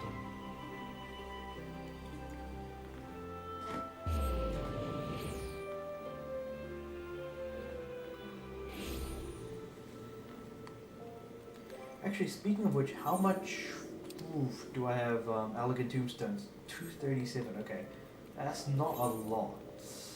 Not a lot at all. What does Rowena's representative have here? Oh no, they're not great.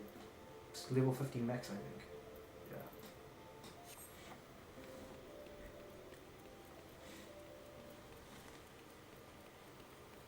Yeah. Alright, Bartholomew's like all the way in the inside of Uldar, so rather than anything, I should probably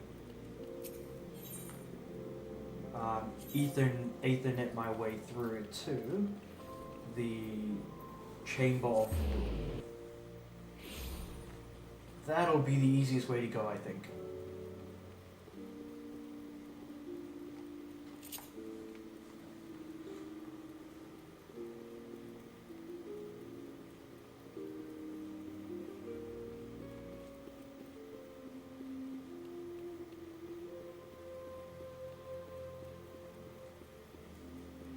Bartholomew. The one guard that I feel like we always talk to no matter what.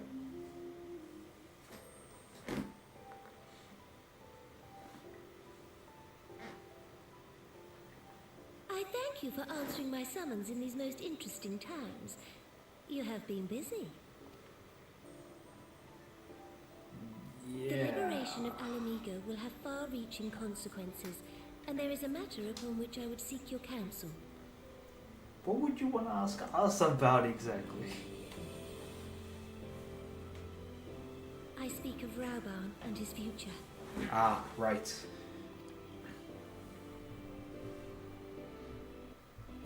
know the tale of his rise from penniless refugee to member of the Syndicate and General of the Immortal Flames.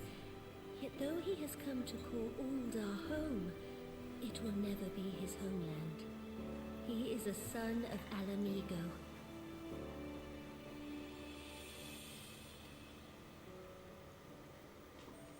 What is going to happen to She is him? free. I thought it only a matter of time before he sought my leave to return to her. Indeed, I had resigned myself to his loss. So she's expecting this to happen, essentially. Suffice it to say, I was greatly surprised to hear him speak so lightly of handing over the reins in Alamigo and retaking his place at my side. I will welcome him with open arms, of course. He is my most trusted advisor and my dearest friend.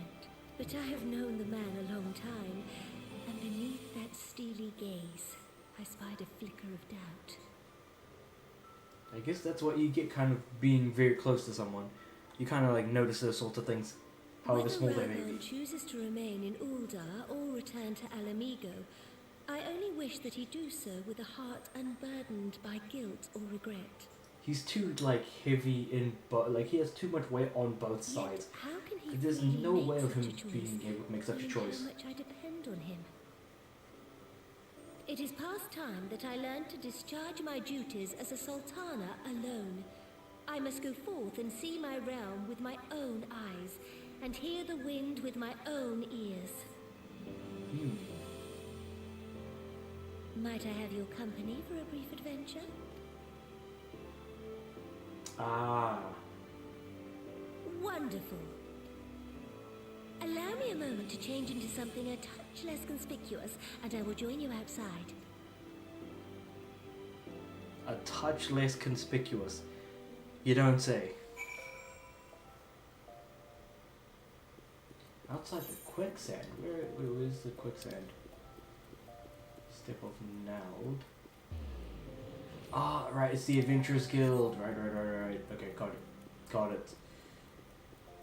I keep thinking, what the heck is the quicksand? Realize that's the Adventurers Guild. Ah, man.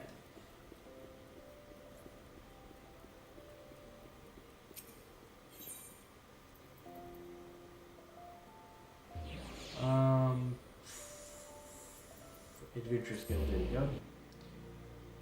Come to think of it, I don't think I've done my, what's it called? Oh, she's looking very different.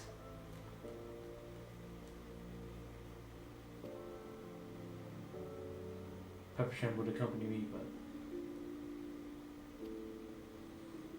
Okay. Stone's Throw. Oh, actually, just before I get too carried away... I'm just gonna pop by the gold saucer, because I just realized I haven't done today's, cacpot.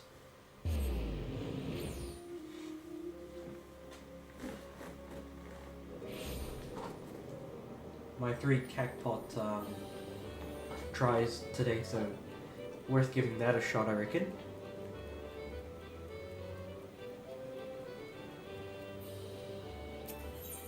Mini cacpot, there we go. Alright, what do we get?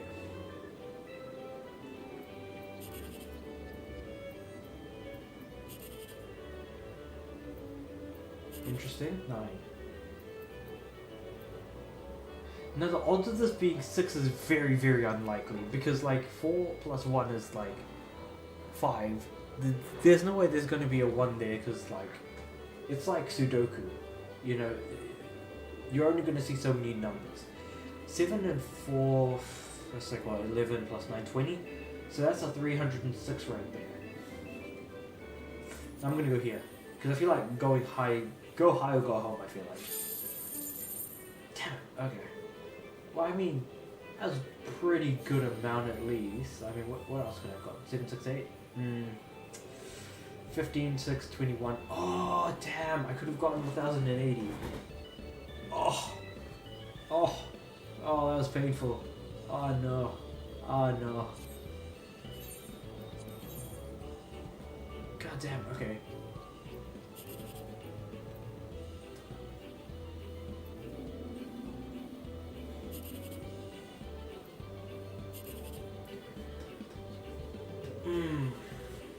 Hmm.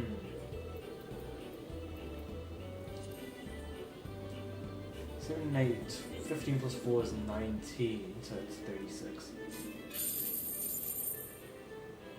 Hey, it's more than 36, I'm happy with that. One more, okay. The first time I did a cactpot, I got 10,000 straight up.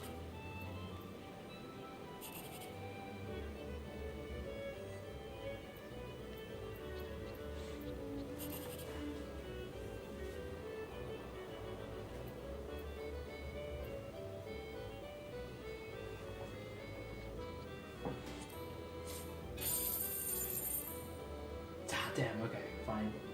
I'll take what I can get. I still feel kind of salty after that. But anyway, neither here nor there. You know, you do a few scratchies and then you kind of think, man, there's got to be more to that than this. Black Brush Station. I want to just, you know, be able to fly on my mounts a little bit here, so I'm gonna go from a little bit further away, and the mount I'm going to use is one I don't use often, rather. I'm going to use Arian.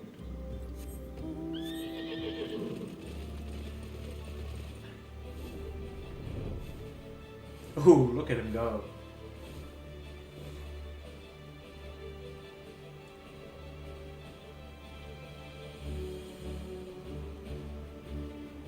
I still can't believe he's got wings of all things. God damn, that look cool.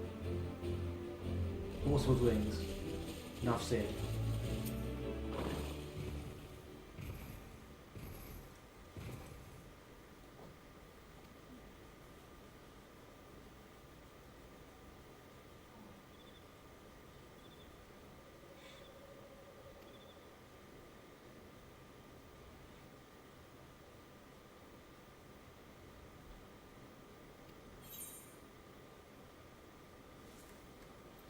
Your hands have been tied.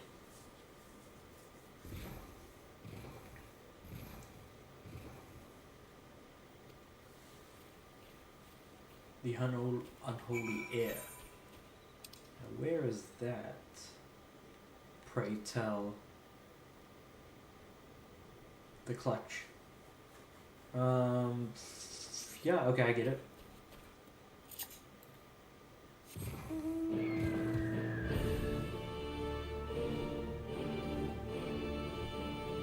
I think I normally just use the camera to like go up and down rather than using the buttons for going up and down when I want to like land or something like that, or I want to go higher. Just treat the mount like a blade.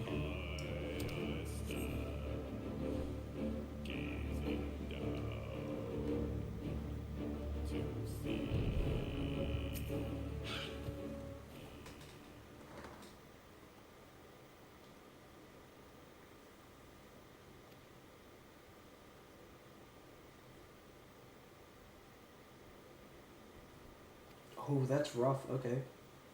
The fact that she knows that even though she was a kid, I mean, she might have been told after the fact, but Monitorous, man.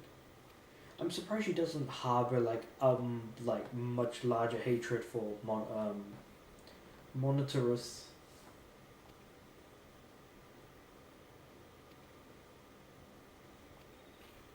To the Colosseum, okay. So we're going back to Uldar.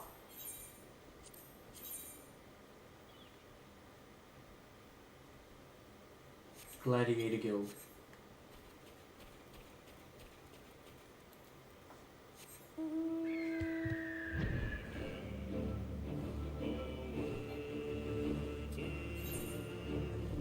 See, Uldar is over to the Western Thanaland. Oh, I can't go any higher, damn. Just need to go down a bit from here, I reckon. But Uldar Steps of Thal is right there. Oh, Steps of Thal. I could probably teleport either way, really.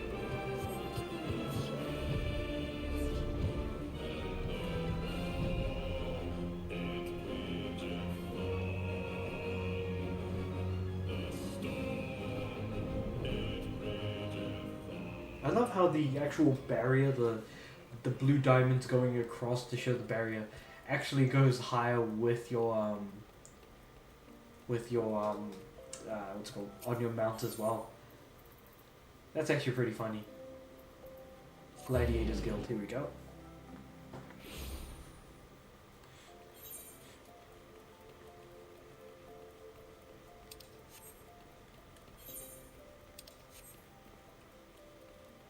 Nanamo, Ulnamo.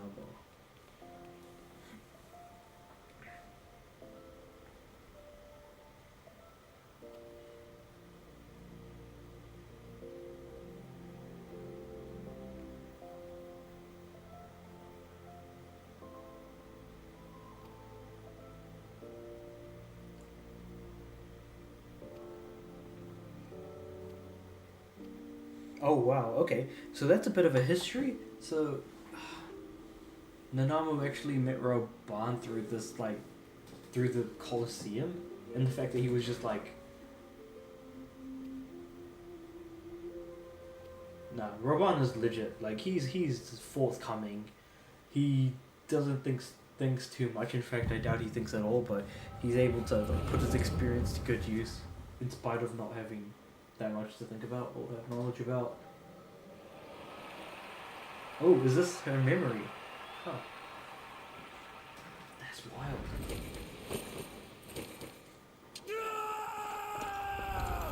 Oh, this gladiator stuffed. Both of them are.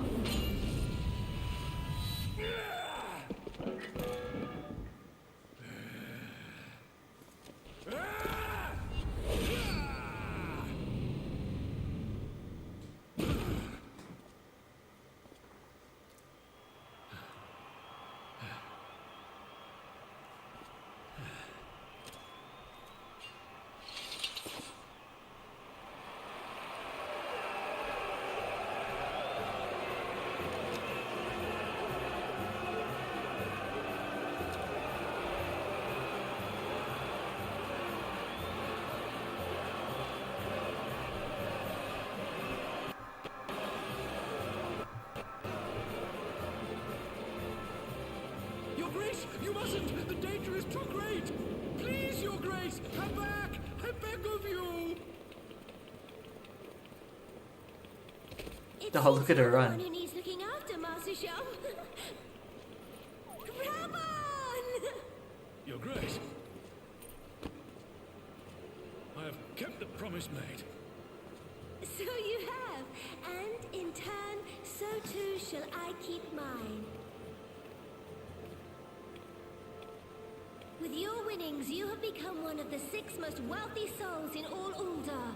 And so, as tradition dictates, Rauben Aldin, you have earned yourself a seat on the Syndicate.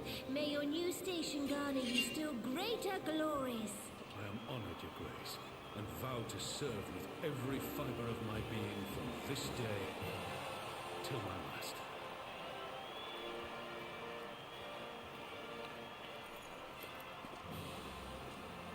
Long live the Sultana, and long live Ul'dah!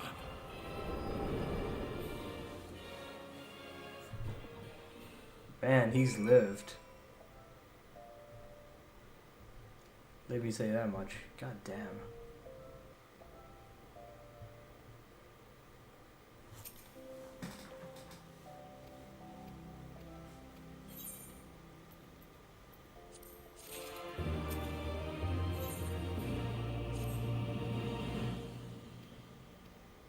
Man, they're going really, like, deep into the past and actually kind of, like, bringing out, you know, these sort of backstories sort of in between the major expansions. And honestly, that's actually kind of cool. The fact that, like, we now know of all of these characters after all of this time, and now we're really, like, we did dig into a bit of their stories beforehand, but now we're kind of going, like, deeper. That is actually kind of cool. I think I've been going for a while now, and I think it might be best that I don't actually fall asleep. So, from, like, tiredness or anything, I'm gonna end the stream there. And I'll probably, like, stream, you know, however far I get into the quests the MSQ in between both post Stormblood, pre Shadowbringers. Maybe hell, the next time I might stream, I might already be at Shadowbringers. But yeah, whatever I'm up to, that I'll stream next time. So yeah, if I had more time, I'd definitely stream longer. But time is such a finite thing each day. That's unfortunate. But anyway, I'm gonna end the stream there, and I'll catch you guys next time. Peace.